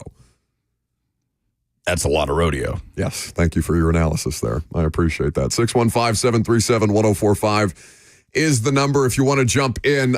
So unless we get a special correspondent Jelly Roll report from Ascension St. Thomas Sports Park. Not clear on exactly what's going on today on the practice field, but the things that you're kind of paying attention to at this point in time are more skill player related, right? You can't get into it with the big men, even though it's a big man's game, with the trench work, but there's a lot of technical work going on. Did you notice, I don't know how closely you were paying attention to the OTA tweets that were coming out on Wednesday, but Bill Callahan has a lot of new-looking sleds. New toys. I don't think there's an assistant coach or a position coach anywhere in the NFL that has the kind of budget that man does at this point. And I wonder, because we're going to spend a little time on the offensive line, talk to J.C. Latham for a good amount of time on Wednesday after practice, some really enlightening stuff about his physical transformation that I know he's spoken on both with us, and then I think wasn't he on Bussin' this week? Didn't he do Taylor and Will's J.C. show? Latham was on Bussin' with the boys. Did you listen to that at all? I haven't gotten to it yet. I've listened to some bits and pieces. He had some interesting stuff on, his rookie year and kind of, a few different touch points during that year where he felt things were different going from Alabama and winning and almost only winning to, I can't remember what week in the season Last year, he said he had lost more games than he had at any point in his Alabama career. But, yeah, I'll have to go back and listen to the entire thing. Before you do that, quickly, Ross, go get my Hattie B's downstairs if you would. Thank you. You have to say please. That was Ross, rude. Don't go until he says please. I said thank you. No, you have to say please. What's the difference? Oh, damn. You're not getting your Hattie B's until he says please. That's my version of please now. Yeah, all right, Ross, go ahead and take a seat. He's not going to say it. You got to play this game of chicken. Hope you'll join 104.5 The Zone for our 2025 Golf Classic, presented by Ferguson, Monday, June 9th at Nashville Golf and Athletic Club. Located in the heart of Cool Springs, it's a historic golf course featuring breathtaking panoramic views of the beautiful Middle Tennessee countryside. So purchase your team today. 2 flights, 8 a.m. or 1 p.m. Spend the day teeing off with us, 1045thezone.com to purchase a team. Very good. So, with all the different things that they're implementing, Titans offensive line unit was really a tough watch again last year. J.C. Latham, how closely did you pay attention to the comments about him being embarrassed by his physical conditioning? I think it's a big storyline for the Titans this offseason. Well, it's a huge storyline because I've never been, I didn't have to say please, look at him go. You said please in the talk back. Don't lie. No, I said that was my version of please. I said I'm going to start paying Justin to do my social media instead of you. The funny thing is you think that you're eating this Hattie B's. Is that Steve Austin? What? We're going to have a snack. We need a glass breaking drop. You want to make snack jokes back there? You really want to? You want to talk about playing chicken? You want to play that game with me? I'm good. Uh-huh. I want a snack. I offered, you declined. I've never been more interested in right tackle play in my entire life than I am watching J.C. Latham because, he was not a bad left tackle last year. How many bad games did J.C. Latham have? I could probably count 4 or 5 off the top of my head and he played in all 17 games. He started all 17 games at a very difficult position as a first-round rookie. All right, so there's always going to be a certain level of onus, a certain expectation of a first-round pick, of course, especially when he's a top 10 pick. He's playing a little bit out of position, so you're going to give him probably more grace than you would. But given the fact that you saw Joe Alt go to the Chargers, be flipped from left to right and play the right tackle position at a very high level, I think it put a little extra onus on JC from the Titans fan perspective. But 4 or 5 tough games, somewhere between tough and bad, because I thought that Chargers game, he really got taken for a ride as much as any other. And the Chargers have good front 7 defensive players. Bud Dupree, Titans legend, giving a little bit of good work there. But 4 or 5 bad games for a rookie left tackle playing out of position, I feel like you've got to have a really viable solution at left tackle to flip that dude over, right? You have to have real confidence in Dan Moore to be able to anchor that position and understanding that injuries will happen, God forbid. But you may not have your starting 5 the whole way through a 17-game regular season in the NFL. Dan Moore has to be who is there more pressure on to perform this year as far as the Titans offensive line goes? Ooh. And I know it's not an individual game for those guys, and they will be judged as a unit more than anything, but the tackles in particular I feel like are going to have a lot of scrutiny on them. It's honestly pretty even. It's pretty even, just for different reasons. I think for the money, it's Dan Moore. It is, but also J.C. Latham is your top 10 pick that's now playing a more natural position. Like, to me, they face a similar level of pressure, just different ways of going about it. Like, the money makes it easy to say Dan Moore Jr., but like J.C. Latham, the expectation is to take a year 2 leap at the position where he is more comfortable. That's a ton of pressure for a guy that's had this offseason transformation and looks leaner and looks more athletic than he did in his rookie year, that has admitted that weighed him down quite literally towards the end of the season. He said 370. Yeah. Which is kind of, that's insane. He's a giant human being, but 370? I guess it's because like you're not going through the rigors and the hard labor of training camp, essentially, to keep the weight off. And as you get into the season, they're taking it easier on guys at practice. It's more important for you to be available on Sunday than it is on a Wednesday or whatever the case might be. But 370 in the middle or towards the end of the season was wild for him, or for us to hear him say. I didn't imagine that they would be able to keep weight on like that. Yeah, that was one of the first things that caught my eye from what Brian Callahan. That was from Callahan, his press conference in phase 2, right? That Talking about the weight? Talking about J.C. Latham and how much of a turnaround he's had. I wasn't there for that one because I was still in South Florida. I'm pretty sure this was when you were gone that Callahan talked about this. And Latham talked about it yesterday. So J.C. Latham, to me, is expected to be playing at a much higher level. Like, again, he played at a level that was, I don't know if satisfactory is the word from his rookie year. Like what's one word to describe the level that J.C. Latham played at rookie year, all 17 games at left tackle after making the switch? Satisfactory? Yeah. I think so. I think that's fair, right? It has to be a few notches above that in his second year. Let me hear from Brian Callahan specifically, the clip from the press conference that I was not able to attend. This was not this past Wednesday, but the previous. Probably about the second half of the year is when it started to catch up to him.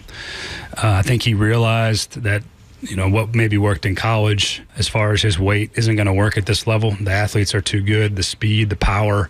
You have to be in great shape to play at that level for 17 games, hopefully more. There's a body type that you have to be at, I think, to physically make it through that gauntlet of players you have to play against and the physicality of the position to maintain your ability to play at a level over 17 games.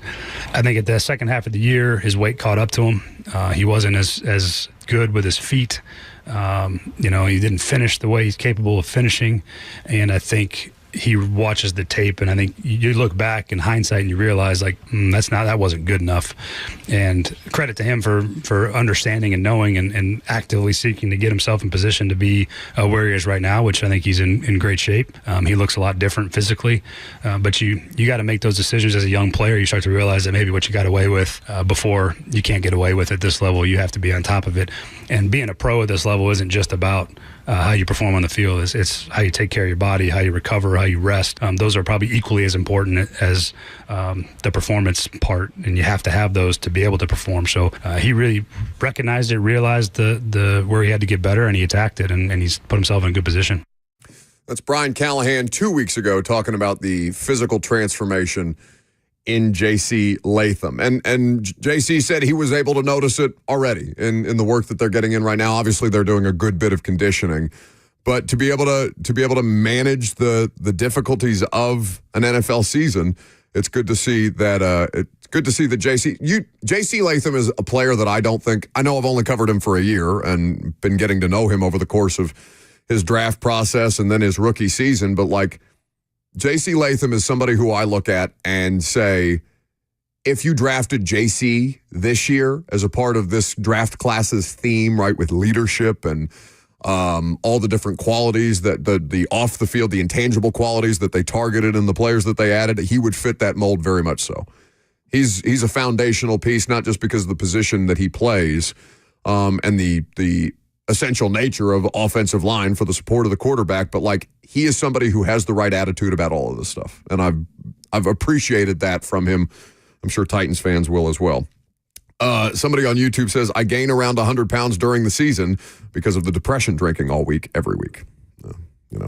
These things happen. So we are going to sidebar and see if we can't get Mack at 12:20 as opposed to 11:20 because Coach Mack has many Coach Mack things that are going on. So we will see if we can't circle back with Mack later in the show. Coming up next, we have Friday Fire. Do we have things to give away? Nope. We have things people can buy. Anybody want to buy something? Is it something that I can buy for them since the people responsible for filling the nebulous prize bucket are not doing their job? Oh, do you want to buy somebody a team for the 104.5 The Zone Golf Classic? How much does that cost? I don't know. I'm open. Since I'm not going to it, I'm willing to pay for one person to play golf, but I don't know that I'm interested in buying a full team. Find out next. Find out.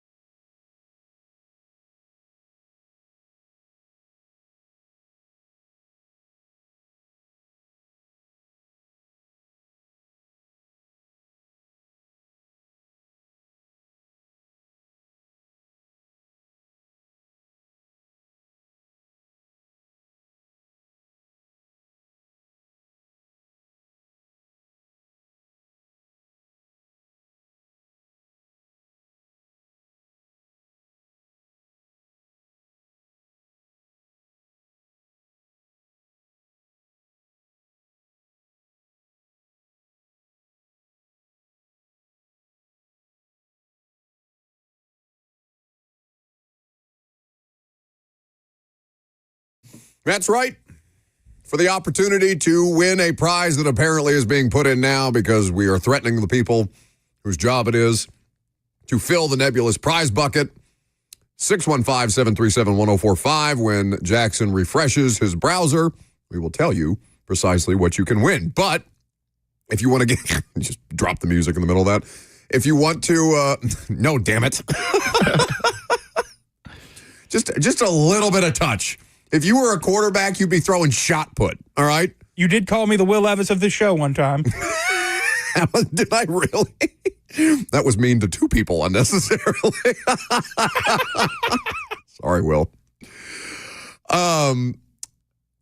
It's Friday Fire, so you got to give us your moment of positivity. 615-737-1045, the thing that made you feel good this week, whether it's personal, professional, sports, or otherwise. What is your Friday Fire? There's a lot of good stories in sports to pull from, but I know Lucas had one from the world of college athletics. Jackson was talking to me. What'd you say? What is your Friday Fire? Before I say my Friday Fire, we do know what we have to give away. What do we have to give away? 2 tickets to Outlaw Music Festival, June 25th. Isn't that Willie Nelson's thing? Pretty good lineup. That's an excellent prize for them to just shove in the bucket last minute. And not just Willie Nelson. Our threats worked. But Bob Dylan. Oh, God. What? So actually, Bob Dylan? Yeah, crazy lineup. It's Willie Nelson and family. Where is this? It is at, I believe it's at the Franklin Amphitheater, First Bank Amphitheater. Do you want to go to that? I would love to go to this. Willie Nelson and family. Oh, Bob look at the Dylan. phone lines. Jackson's bang now. Great lineup. Nathaniel Rateliff in the Night Sweats. Is Billy Strings going to be at the Nashville one? Oh, I need to figure that out. We need to go to this. My Friday Fire is the fact that the parameters for what qualifies a coach to get into the College Football Hall of Fame are being adjusted. The Hall of Fame has lowered its win percentage from 60% to 59.5%, which is just enough to make Mike Leach eligible to join posthumously. Now, this is both my Friday Fire because Mike Leach absolutely should be in the Hall of Fame.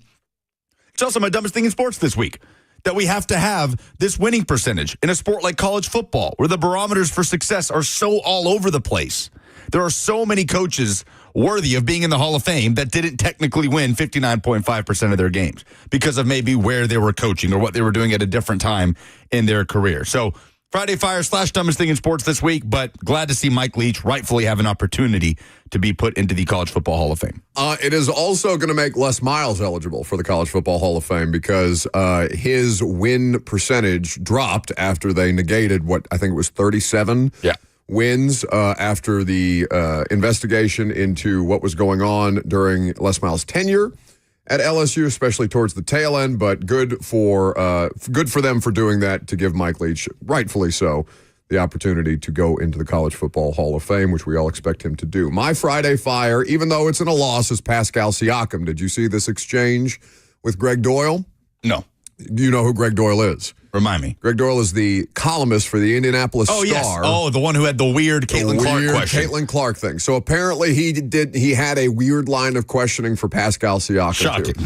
And I am not going to I am a media member. I ask questions at press conferences. Have my questions always been the best in the world? No. So I'm not going to question shame because I have asked dumb questions in my life too. Sounds like you're about to question shame. I am going to question shame because the line of questioning was done because Pascal Siakam gave an answer to Greg Doyle's question, but Greg Doyle was not satisfied with the answer to that question about the level of effort in a loss. The audio is out there, but it's not worth playing because you can really only hear Pascal's side of the exchange. But Pascal Siakam, just after Greg Doyle keeps going back at him, and this was like 4 or 5 times in the middle of a press conference. One, the press conference is not about you, okay?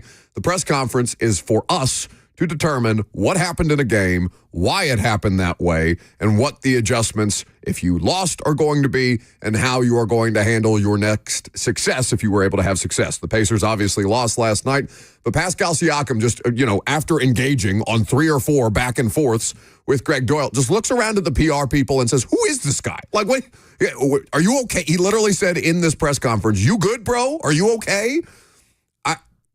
Your job, and I know it's tough for me to be the one to say this, but your job is not to make yourself the story. And Greg Doyle is excellent at making himself the story, which is the exact antithetical purpose of this. He asked what? He was asking about the level of effort in the game after they lost, right? The Knicks went out and they were basically in control the entire game. I know the box score made it look a little closer, but Siakam gives an answer. He's like, they played harder than us. It's okay. We played hard, but they played harder. What's your point? I don't get it, because he keeps going back at it and not satisfied with the routine response that Siakam is giving him. Like, he's clearly digging for something more there. Yeah. And Siakam is not going to be the person who gives it to him. So I hate when journalists make them, as somebody who is a media member, I hate when we make ourselves the story. This was the exchange. Pascal, they played harder. Greg Doyle, how is that possible? Pascal, they played harder. It happens. Greg Doyle, in game 5, Pascal, you good, bro? I told you. What else do you want me to tell you?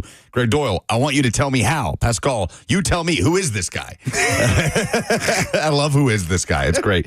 I mean, he got suspended, didn't he, for that entire Indiana Fever season? He made like the heart at Caitlin Clark during like a Zoom call. Very weird. And he got suspended. Strange. Oh, no, it wasn't a Zoom call. It was an in-person press conference. He introduced himself to Clark, paused, and then sent a heart hand gesture to a 23-year-old woman who he was meeting for the first time as a creepy old media person. Stop it. Stop it. What's your Friday fire, Jackson? No, he's picking up the phone. That's fine. I have one for Jackson. Okay. Eddie Murphy and Martin Lawrence are in-laws now. What? Their kids married each other. What? Yes. That is the funniest family in America. I'm going to go back and rewatch the movie Life ASAP. That's a good one. All right, very good. All right, for the opportunity to win tickets to the Outlaw Music Festival, which features such names as Bob Dylan and Willie Nelson. What a good last-minute prize. I mean, excellent work by the Nebulous Promotions people who did not fill the prize bucket, but made up for it with great haste. Billy Strings, dude. Billy Strings. Yeah, I know. You're your lover. Let's start with Eli with some Friday Fire. What do you got, Eli? Gentlemen and Lucas, hope you're having a great Friday. My Friday Fire is that Vanderbilt's just going to cruise through the regional this weekend and dominate everybody they play. While also we have the prospect of the reigning champs, Tennessee, just getting absolutely decimated in their own home regional. I will be sipping all of the smoky tears that fall this weekend after they just go out horrendously. All right, very good. All that right. is Eli's Friday Fire, a hateful Friday Fire. I love the confidence, but you got to stand on it, Eli. If it doesn't happen that way, he's in a pretty good spot. He sure is. He's in a pretty good spot. If you remember to stay on hold, by the way, for the opportunity to win the ticket. So Eli going with a hateful Friday Fire. How about Brian? What's up, guys? Hello. My Friday Fire is the size of the joint I'm going to roll if I get to go see Willie. Love that for you. Of course, it's Delta 9. What's legal in Tennessee? Is it Delta 9, Delta 8? Whatever it is. Whatever's He's legal. talking about the legal substances, the pre-rolls that you can buy at one of these fine establishments. I don't think Billy Strings is going to be at this one. But he's playing a one in different one? Franklin. Yeah, he's playing, like, the festival is all over the country. He's playing at some that are happening in Idaho and California. But it is Willie, Bob Dylan, Nathaniel Rateliff, Trampled by Turtles. Ooh. But Willie and Bob Dylan, that's all you got to hear. Yeah. I mean, it's like a rule. If you go to a Willie Nelson concert, you have to melt your face off, right? Like you have to be borderline nonverbal. I don't know if it's on a Friday, but yeah, it is Friday Fire. It's on a Wednesday. Well, Lucas trying to dodge all the drug things I throw at you. What is this pink substance you're trying to hand me? Professional broadcaster, what are you scared of a little weed? It's going to be okay. I was talking about taking gummies and getting a massage while you two did the show the other day. Relax. Joey is up next. Hey, Joey. Hello, Joey. I am Joey. I'm not sure if I'm doing this right, but my Friday Fire would be... Oh, my God. You are off to a terrible start. I know. I'm sorry. But mine, it might be a little bit more deep. Look, you have these college athletes in the World Series, and, you got your softball in the back. How about not just tweeting them and telling them just because you didn't make it, and you just quit talking cash to them and quit being mean? Like, I don't know. That's the wrong thing to say, but... mind your own business. There's no need to just tweet people and just say, you suck at pitching and all that. Anyways, yeah, I did terrible.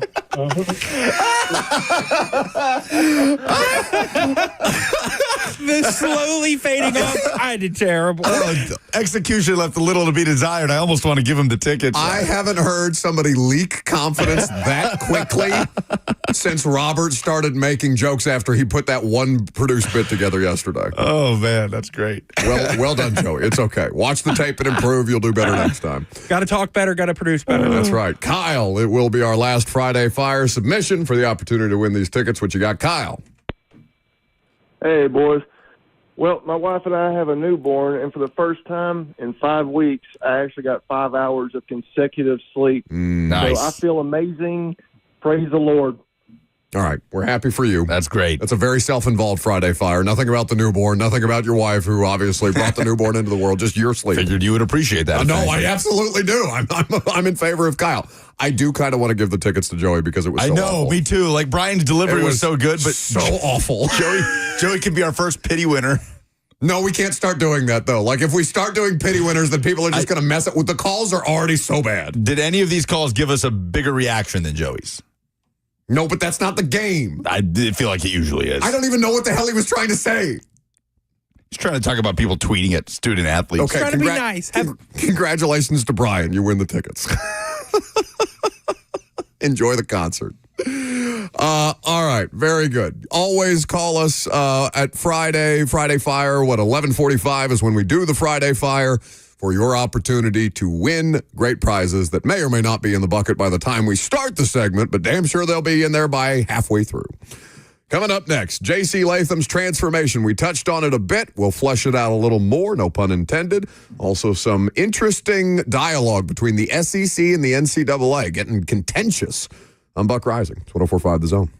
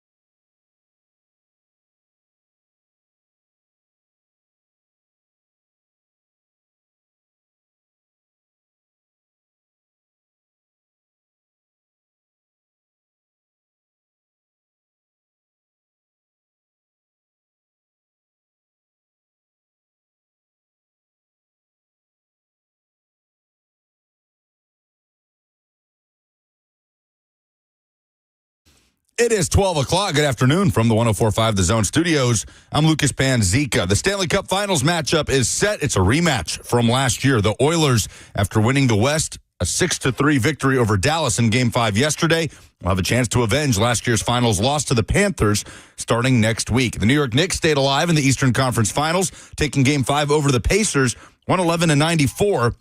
Game 6 in Indiana Saturday night at 7 p.m. The Thunder await in the finals. Tennessee softball will try to stay alive in the Women's College World Series tonight after dropping a heartbreaker in walk-off fashion 4-3 yesterday against Oklahoma. The Lady Vols will take on Florida in an elimination game tonight at 6 o'clock. NCAA baseball tournament underway tonight with regionals in Knoxville. The Vols begin the weekend hosting Miami of Ohio. First pitch at 5, and Vanderbilt starts the Nashville regional hosting Wright State tonight at 5. Nashville SC back home tomorrow, wrapping up a busy month as they host NYCFC at Geodis Park. Kickoff at 3:30. Pregame coverage at 3 right here on The Zone. For all your foundation repairs and waterproofing needs, visit USSTN.com. Breaking news at once on your home for the Titans and Vols. This is 104.5 The Zone.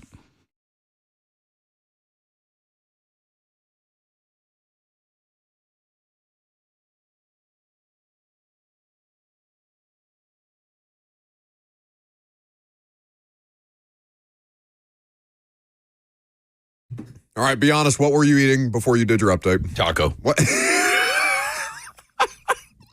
Welcome back to the show. It's the final hour. At least I was eating our sponsored Hattie B's delightful hot chicken that I'm desperately trying to choke down. I'm jealous. As we start the final hour of the show, you should be. I offered the opportunity. Better. Yours looks better. Yes, it does. Absolutely. Hattie B's is the truth. This was given to me for free by Zach Lyons. Yeah, Zach came in here with a gas station taco and said, who could possibly eat a gas station taco? A leftover. It's better than you think. Gas station taco. Actually, some of the best tacos I've had, I feel like, are maybe not from the gas station, but like outside the gas station. Food trucks. No free shout outs, but Cheap Charlie's over there in East. They listen to the show. Yep. They have excellent street meat. Very good establishment. And not just because they say nice things about us. So we appreciate Cheap Charlie's just as we appreciate Hattie B's. Anyway, final hour is upon us.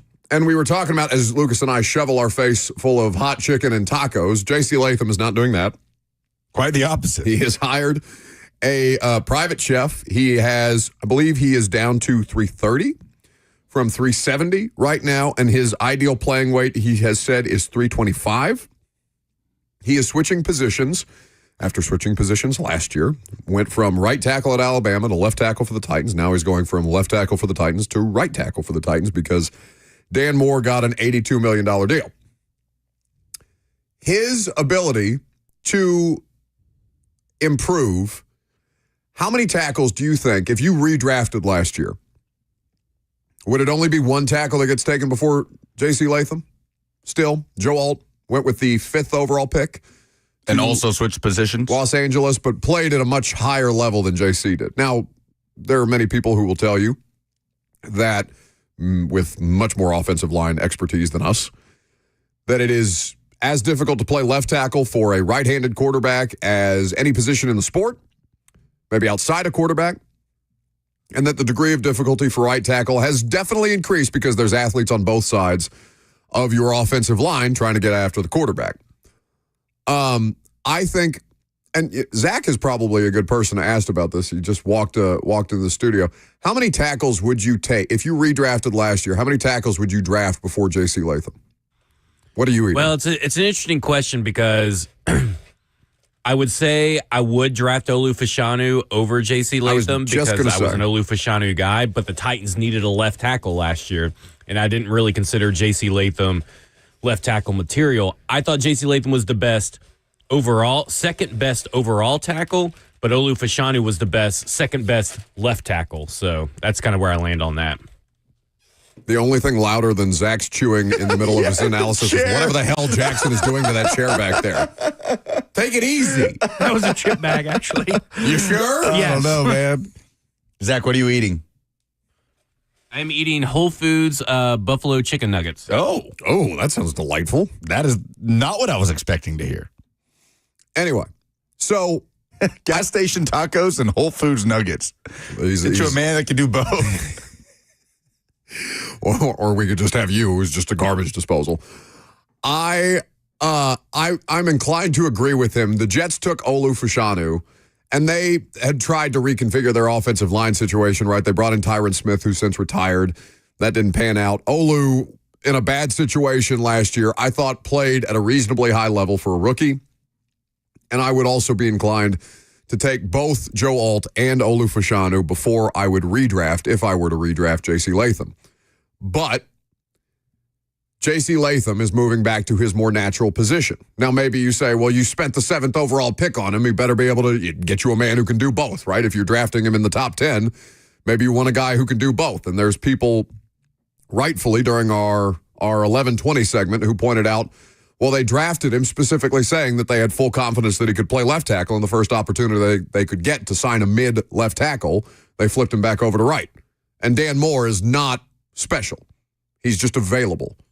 Very available, but not, I mean, it's not like you sign peak Taylor Lewan or peak Andrew Whitworth or something like that. This is Dan Moore. You know what you're getting, even if the price point is increased significantly. He plays.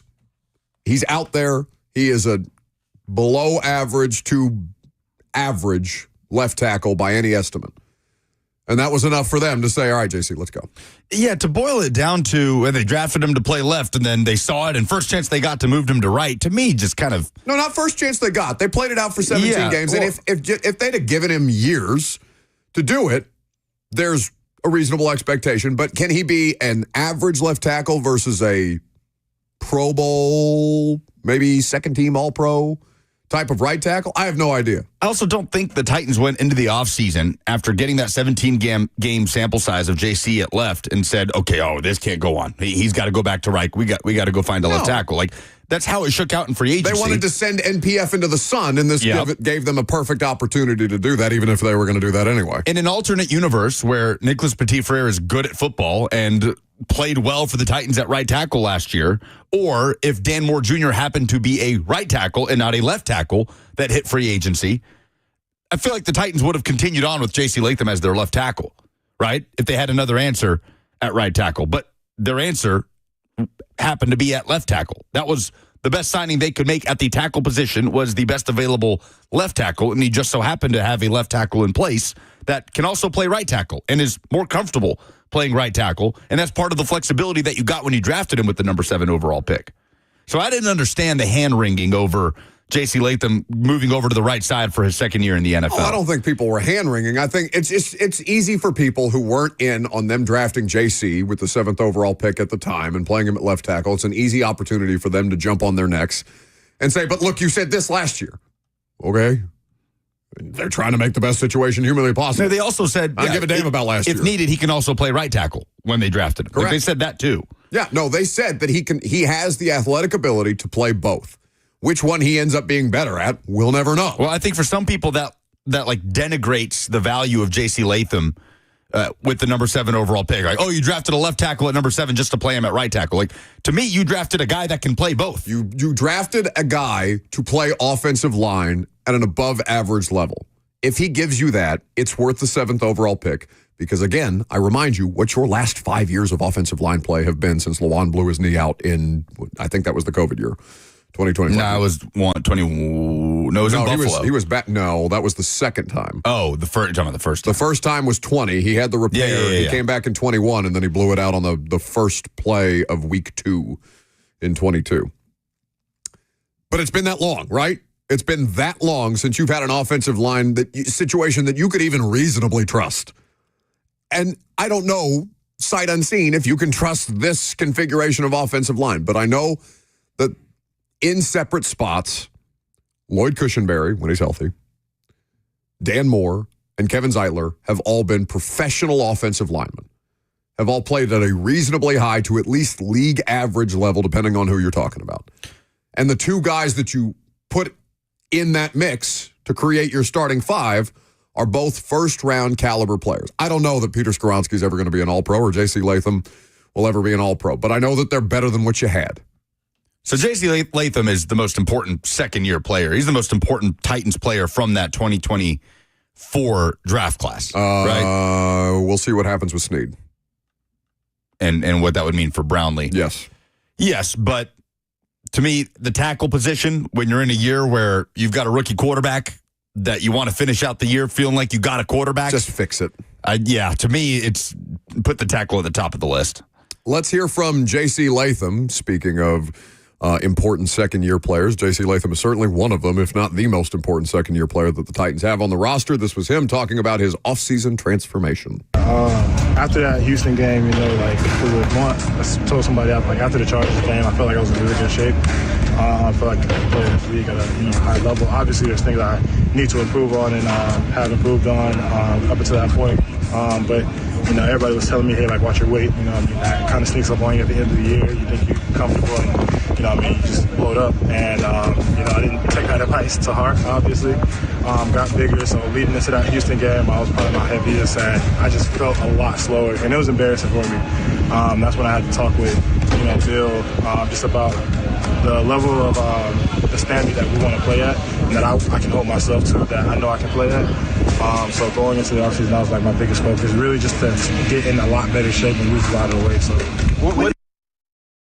So that's J.C. Latham talking to reporters after practice on Wednesday about his offseason transformation.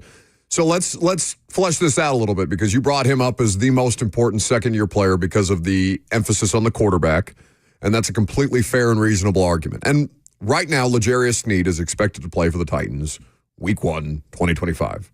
Until such time as something happens with his legal situation, obviously it's worth mentioning every time we talk about L'Jarius Sneed because it's hanging over his head. I mean, for God's sakes, Brian Callahan is being asked about potential grand jury indictments and chalking it up to things that happen in life, which is an interesting way to speak about it, but that's fine, I guess. Jarvis Brownlee in a secondary that's also under construction and also needs to be significantly better. Now, we understand what happened to last year's secondary, right? They traded for and then paid Sneed. They paid Cheeto and cut him after a year because he got hurt almost immediately. I mean, hell, he was hurt immediately coming into training camp. And then he was hurt for the duration, not the entirety of the 2024 season, but he missed a good bit of time. I think he played the first 3 weeks, and then he didn't come back until week 13 or 14. So you had Darrell Baker Jr. and Jarvis Brownlee, a fifth-round rookie, holding it down on the outside, and Roger McCreary in the slot. And sometimes you'd move Roger around, obviously, because Roger can do both. Was an outside corner in college, but you understand that Roger's physical nature makes him a better slot player. Roger in a contract year. Baker, a nice depth piece. They've also added Marcus Harris in the 7th round, and they've targeted some UDFA guys at the cornerback position who were sought after in the undrafted free agent process. You add 2 safeties to your back end with Amani Hooker. You've got Xavier Woods, who is a professional safety, and you have Kevin Winston Jr., who could have been a first-round pick, according to Nick Saban, had he been available to play in 2024, but he blew out his knee in late September and missed his entire last season at Penn State. But the tape in 23 is that of an ascending player, and the physical nature of Kevin Winston Jr. makes you feel pretty good about who you've got whenever he's ready, and they expect him to be ready by training camp. Really, that entire draft class is pretty critically important this Last year. year's. Yeah, like Devondre Sweat, yes, next to Jeffrey Simmons. Titans, we understand, will have some deficiencies in the pass rush. They've got to be able to generate pressure from the interior more. Sweat's a big part of that. They got to be better against the run, too.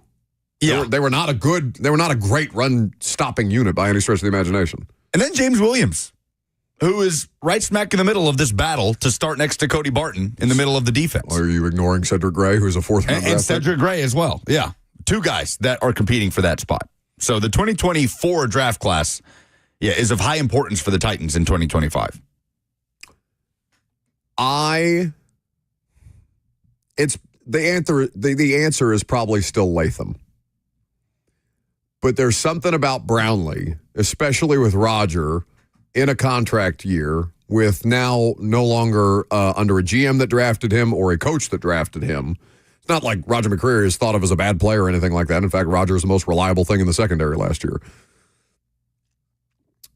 But I wonder, because Jarvis Brownlee, if I remember correctly at Louisville, and I don't remember him at Florida State, but if I remember correctly at Louisville, he was best. He was projected most as a nickel, as a third corner, as a slot guy.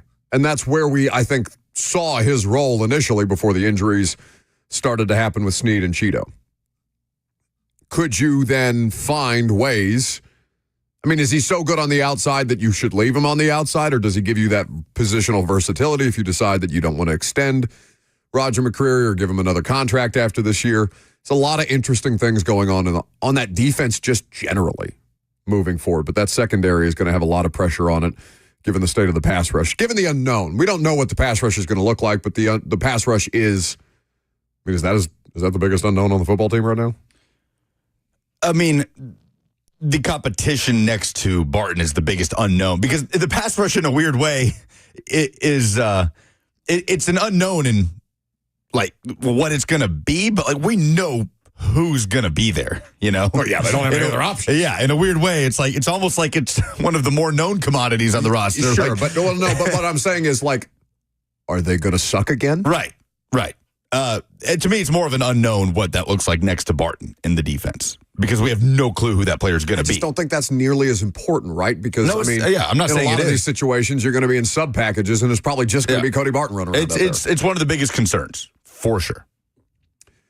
615-737-1045. Many people probably don't know the name Charlie Baker, but he is an important figure in the world of sports. He is now the president of the NCAA after Mark Emmert. Is it Emmerich or Emmert? I don't ever remember. Emmert. Is it? Emmert. Oh, I'm thinking Doc Emmerich. Yeah, legend. So is Mark Emmert, but for different reasons. He's infamous, if not famous. But Charlie Baker is the president of the NCAA, and he had some not so gentle words for the SEC, given what Greg Sankey has been saying at SEC meetings in Destin this week. We'll tell you what's going on with that coming up next.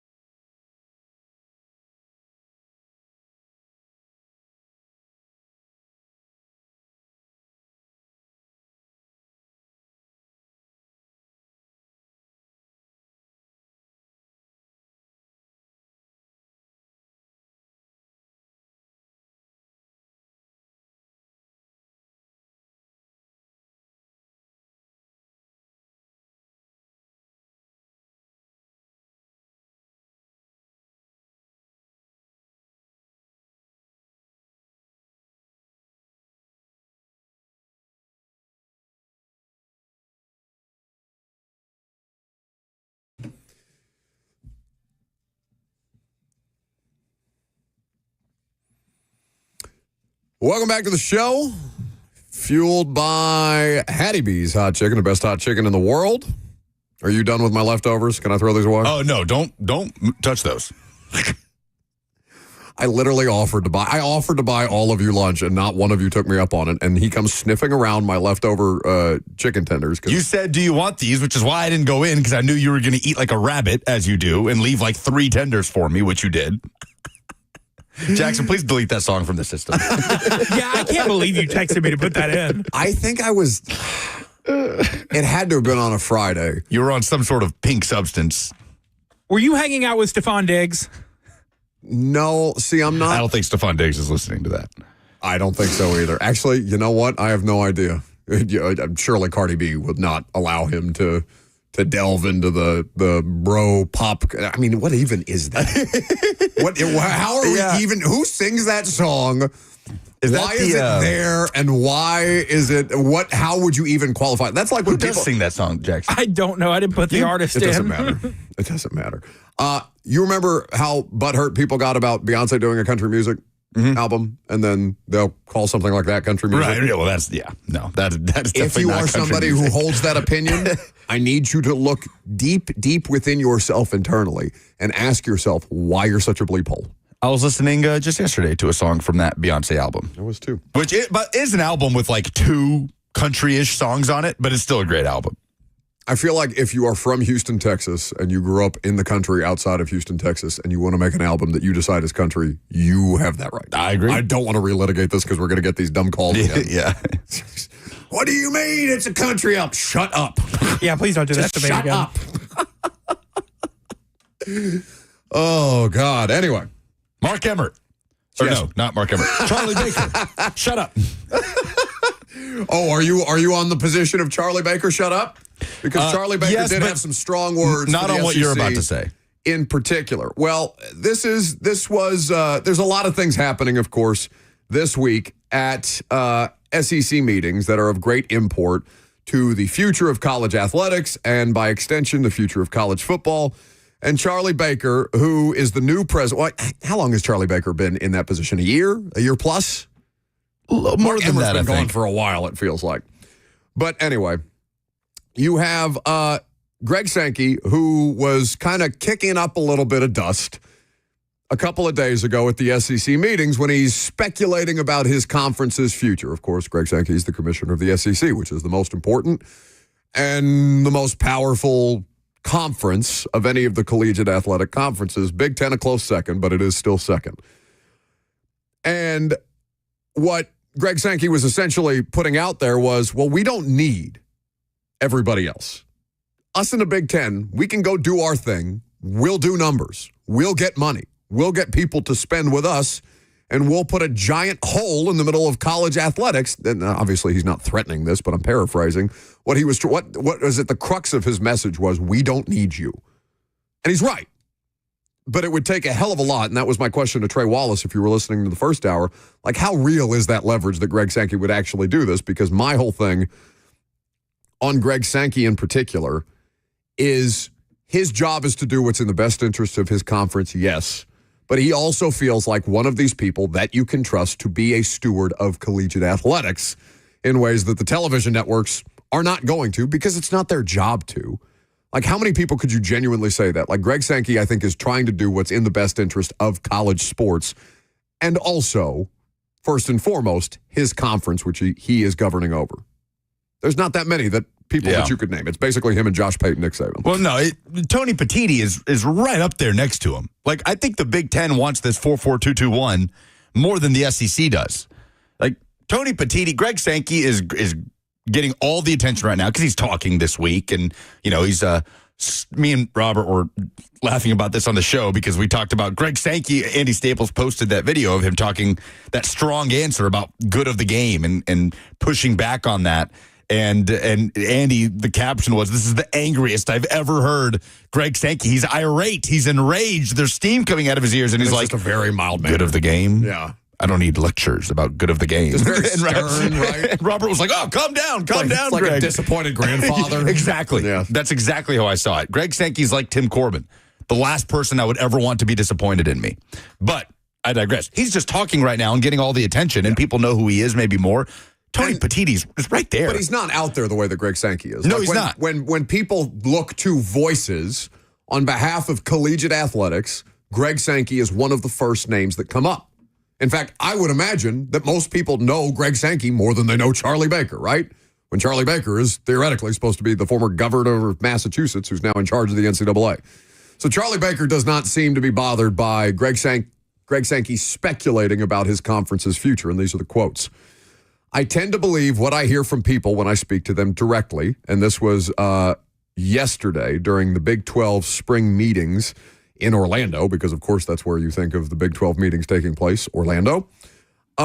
He is saying that their voice matters a great deal in part because they take college sports seriously and they play at a very high level, just like the Big 12 does and just like many others do. But I think there's a path forward here where we can figure out a way to keep everybody in place where they're comfortable, that they're both being heard and having the opportunity to play and compete. So he's asked about a number of different things, and apparently this was an informal media session with reporters, which just means no television cameras.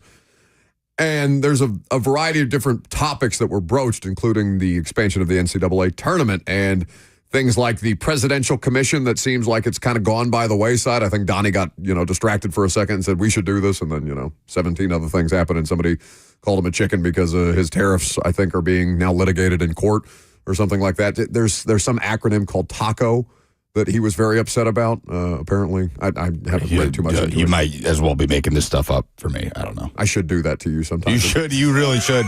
I mean, the way that, Robert will get you sometimes with stuff. Where Ashton Genty wears under his football pants.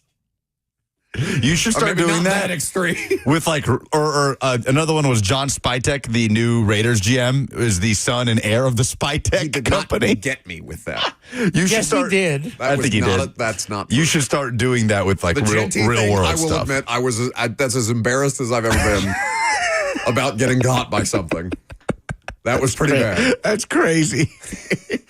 You should start doing that. How did you believe that? I mean, I don't know. With political stuff that's actually happening. You should start just making stuff up like that. I'll throw one at you every couple of months, see what happens.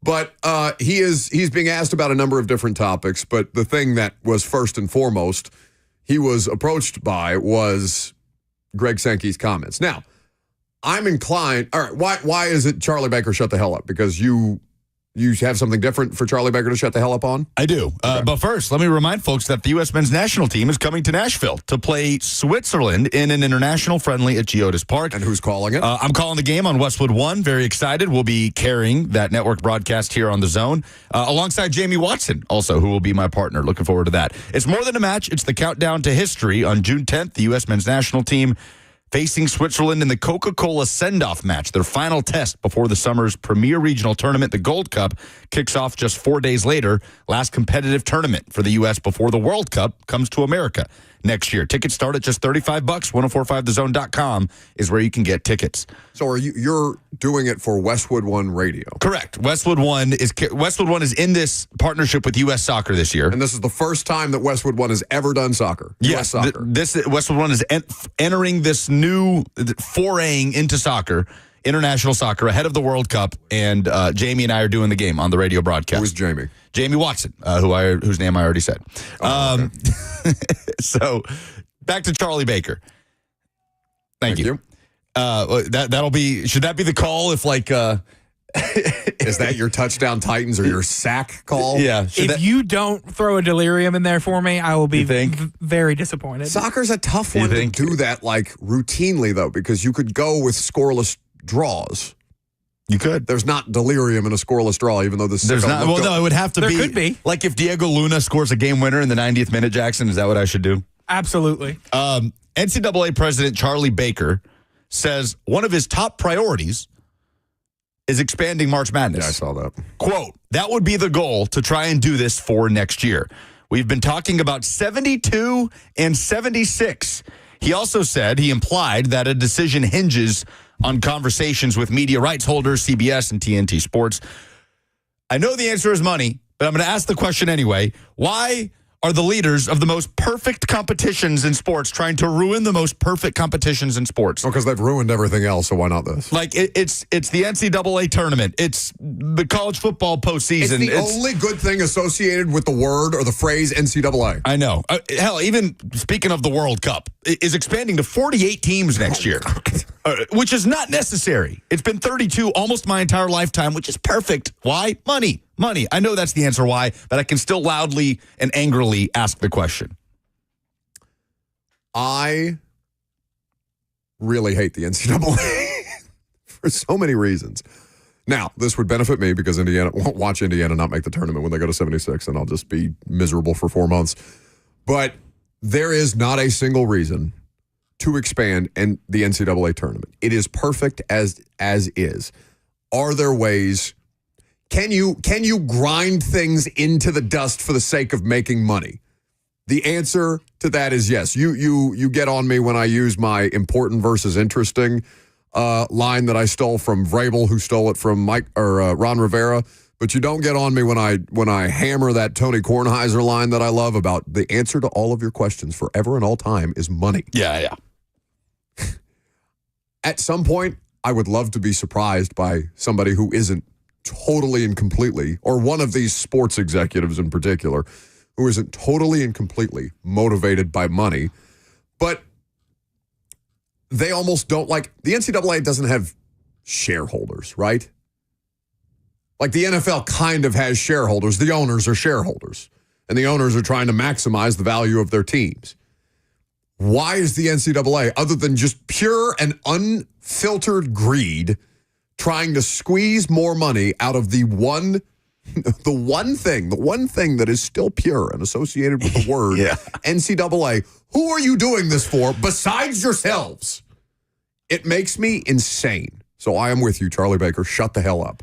Nobody wants this. Like, literally, nobody wants this except Charlie Baker.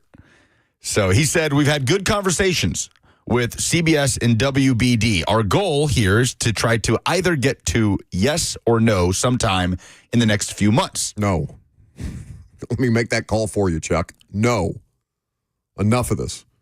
Speaking of Chuck is great. Speaking of Chuck, I had a little bit of I didn't tear up or anything like that, but I had a little bit of just regret seeing the NBA on TNT going out with, and I know they're going to come back. I was going to say, they're going to be on ESPN. I want this. Well, but they're doing the Pacer series, right?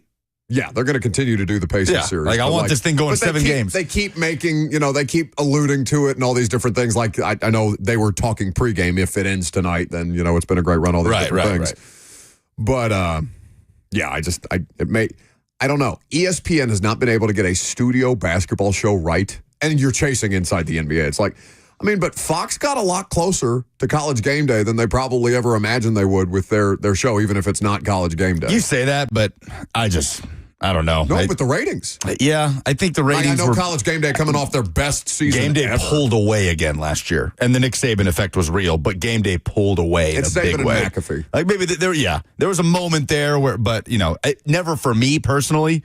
College Game Day will always be king when it comes to that. But like studio shows, like ESPN has mangled so many studio shows, so many different iterations of Jalen Rose and Kendrick Perkins and Richard Jefferson and all these different. Mike Greenberg is literally on every ESPN product. Yeah. I like Mike Wilbon on it. Wilbon is good. Wilbon, but I'm inclined to like Mike Wilbon because for some reason I share the sensibilities of a 68-year-old man. I love Wilbon. Yeah, he's great. So inside the NBA is just going to be at ESPN.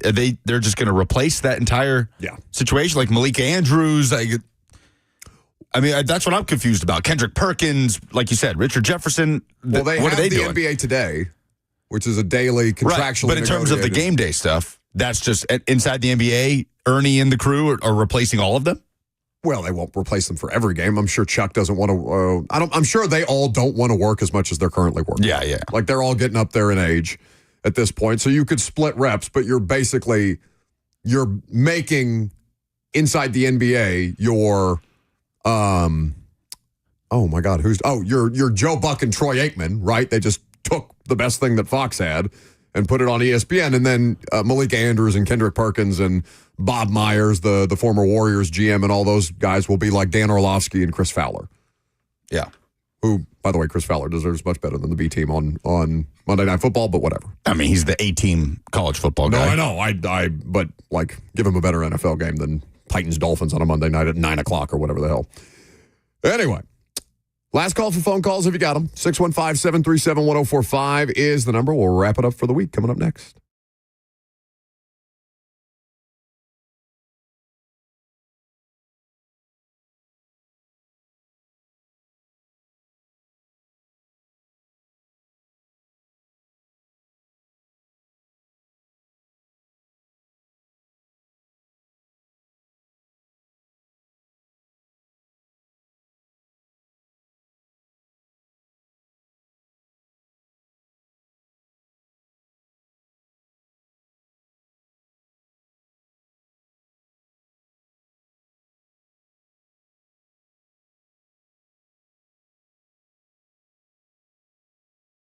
We love being part of the moments that matter, which is why we're announcing employee pricing for everyone. You pay what we pay. Employee pricing at Two Rivers Ford. Locally owned, American made.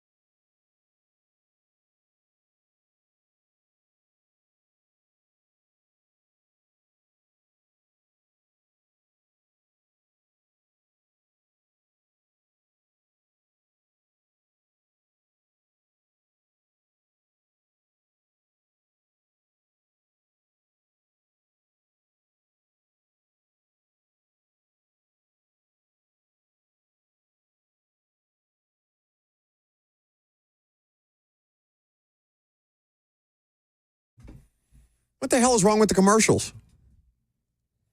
What do they expect us to actually work for 3 hours as opposed to how much do we actually talk?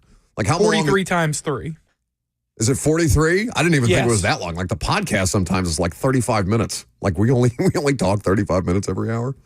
That's fine. Where did Robert go again? He's a wedding? Is that why he's gone? Last night he texted us he was at a casino and Cheyenne won $500. I love that she makes significantly more money than him and also it infuriates him. Also is better at gambling than him. But it's just slots. She just keeps hitting this jackpot on slots. Somebody's got a better strategy for the casino than Robert does. Well, his ECU Pirates are all over Florida right now in the Conway Regional. 9-2, bottom of the fourth inning. ECU, 11 hits to this point in the game and dunking on some SEC competition. At the moment, we'll see if Florida rallies. But his Pirates got off to a nice start. What's the score? 9-2. How are you feeling about the Vols?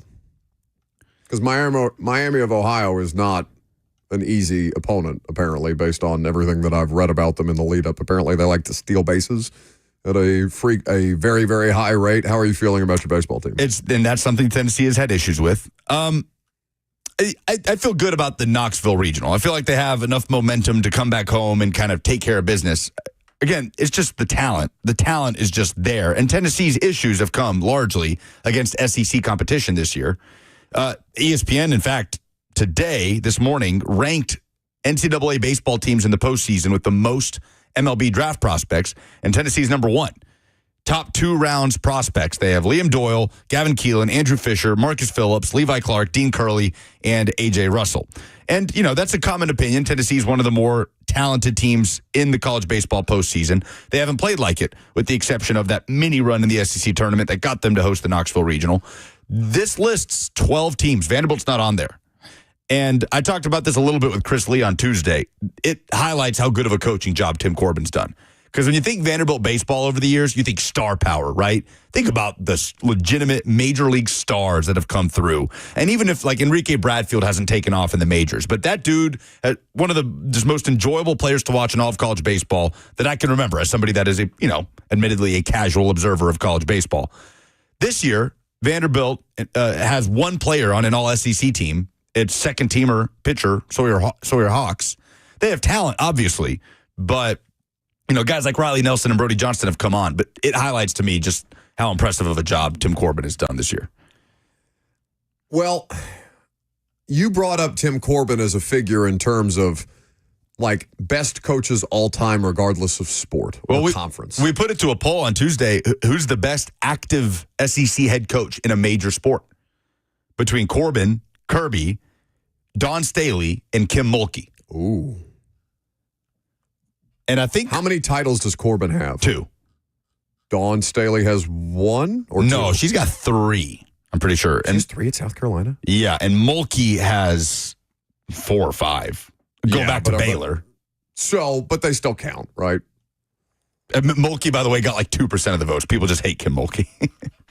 I love Kim Mulkey. I know I shouldn't. There's a great many reasons, both morally and sports-wise, why I shouldn't love Kim Mulkey, but I kind of love Kim Mulkey. The poll results were Tim Corbin with 47.4%. He got the most votes. Yeah, I don't know how much of that's skewed by a Nashville-based audience. Kirby got 29.5%. Mine. Okay. Don Staley got 18.9%. Kim Mulkey got 4.2%.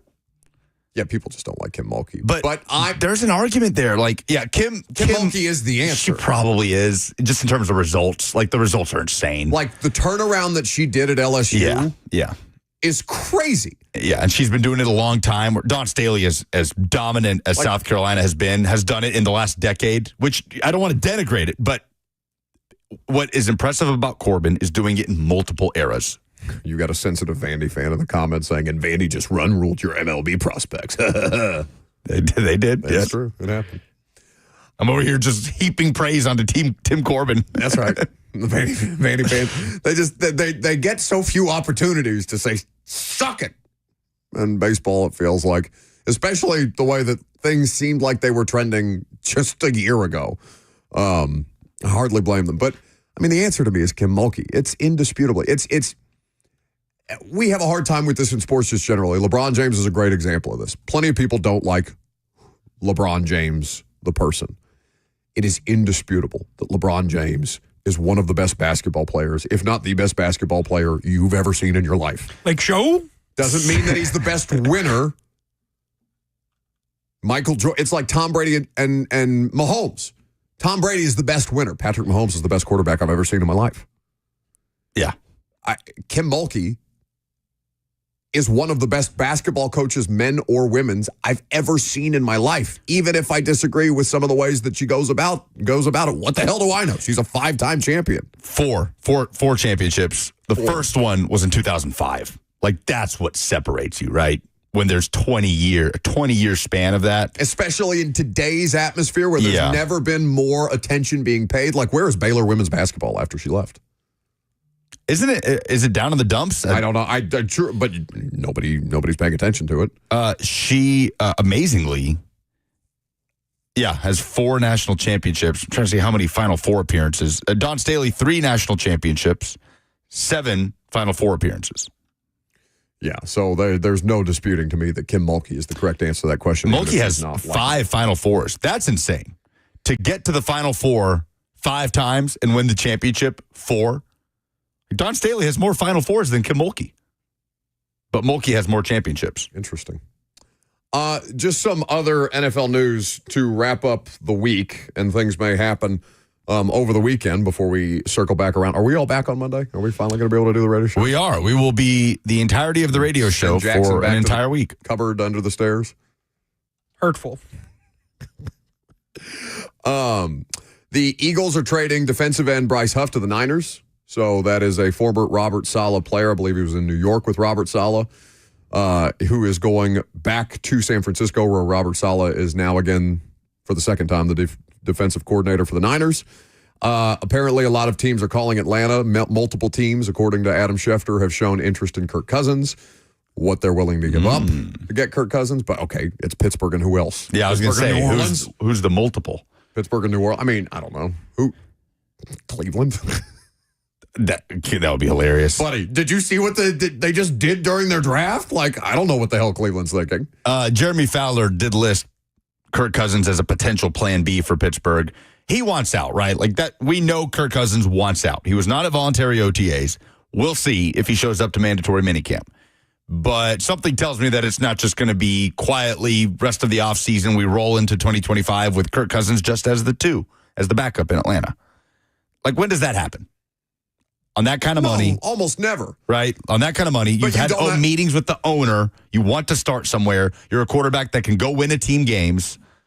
Sure. No, Terry Fontenot has made a lot of questionable decisions, and that, I know that it may end up working out for them because Penix is going to be the starter this year, and I don't know. Tampa Bay keeps winning that division, so maybe we got to stop saying that the division's up for grabs. But back-to-back years for Tampa? Is it back-to-back? Who last won the division before Tampa? It might have been Atlanta. No, it's been so long. Atlanta never won a division with Desmond Ritter. No, they're on a bit of a drought.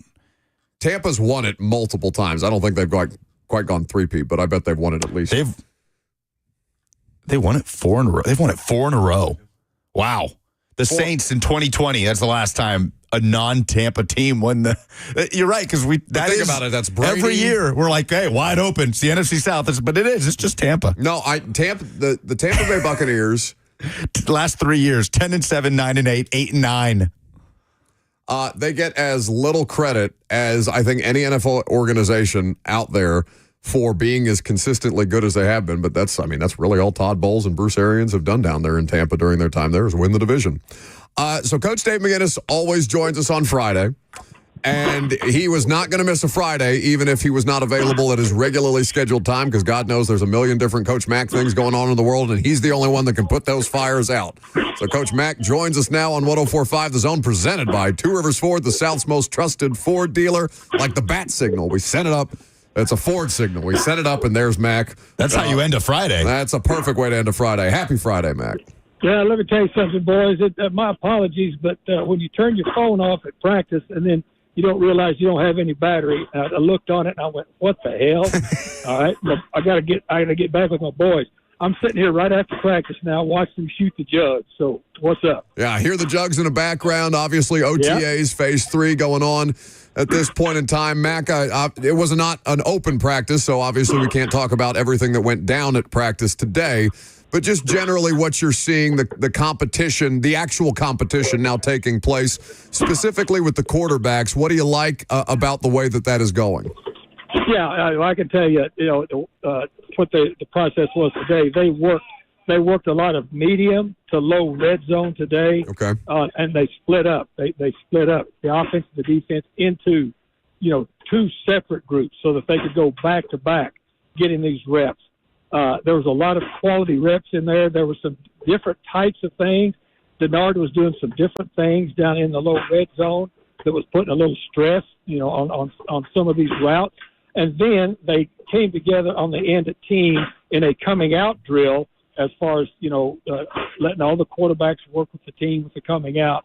And so the thing that happened today, guys, is the weather started out. I mean, it was cloudy and it was windy and it was a lot cooler than it's ever been. And then once they started into those 7-on-7 in the red zone, the clouds broke and it was sunny and the wind still stayed up. It was kind of like an ocean breeze. I mean, this was a good day to practice, but they got a lot of good quality 7-on-7 and teamwork in today in different areas of the field. So obviously, no pads in this phase of the offseason. We know that, of course. Training camp not that far away, though. And as they're running these 11-on-11, these team drills, Mac, they are still simulating, what a pass rush is supposed to look like, going through the rhythms of the run game. As you are watching practice and seeing what they are trying to execute take shape, how valuable is that still, even though they're not able to go, as close to full speed as they might be able to do in a padded practice? Well, it's important for the offensive linemen and also the backs, for protection, to at least get plate, to at least understand when they're bringing pressure, where it's coming from, and really what you're working on defensively. If you are going to bring pressure, you're working on the first 2 or 3 steps, because you're not collapsing a pocket, you're not squeezing a pocket.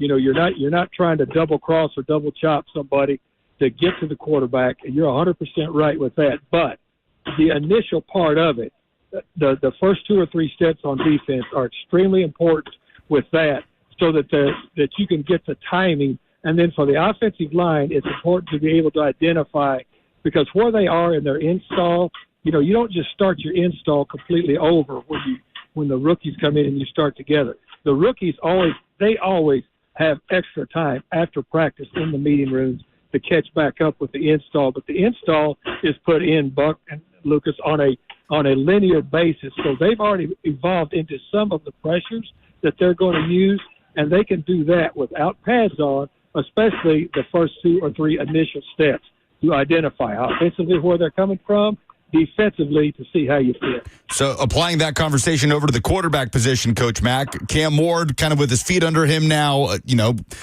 has his bearings a little bit with the organization, first time doing football things, understood there's no pads. But as a coaching staff, what's 1A and 1B and what you want to see out of your rookie quarterback the first time he hits the field for OTAs? Timing. First of all, if we're talking about the passing game, timing and then recognition. Timing and recognition. When you watch him, he seems to have pretty good command of the huddle. Today in the low red zone, he was making some checks, which was, because Denard was bogeying or moving his people around some. So he's getting more comfortable doing that. But the thing that you watch and you want to see is the ball coming out on time, and is it accurate? That's what you're looking at right now. And he seems to be being able to move into those areas pretty decently right now. What you don't know, what the audience doesn't know, is that Coach Mack is actually catching passes off the jugs machine while he speaks to us on the radio show. One-handed. Right hand has the phone up to the ear. I was over here with Chig. I'm letting Chig catch it with his left hand, and I'm catching it with the right. That sounds about right. Multi-talented as always. Mack, I really do appreciate you chiming back in. We would have let you off the hook if you wanted to, buddy, but you always follow through. Okay, look, I wasn't going to miss it. I wasn't going to miss it. I need to check my battery. That's what I need to do, because I got way too many phone calls coming in on this thing. Appreciate you guys a lot. That's the main coach. Coach Dave McGinnis of Titans Radio, made possible by Two Rivers Ford, and that's the show. A great way to end the show. For the week, we enjoyed everything that we were able to do. The best of will be available on Saturday. There's the rodeo tonight. If you're going, I'll see you there. If you're going to the NASCAR stuff this weekend, we may see you there as well. Hell, if you're at Geodis Park tomorrow night, you doing the game tomorrow? With Will, 3:30 kickoff. We're on the air at 3 for pregame. Okay, a lot of things going on in the beautiful Music City this weekend. We hope you enjoy each and every one of them. And we'll see you right back here on Monday morning. Crew be back together. Blaine and Zach coming up next.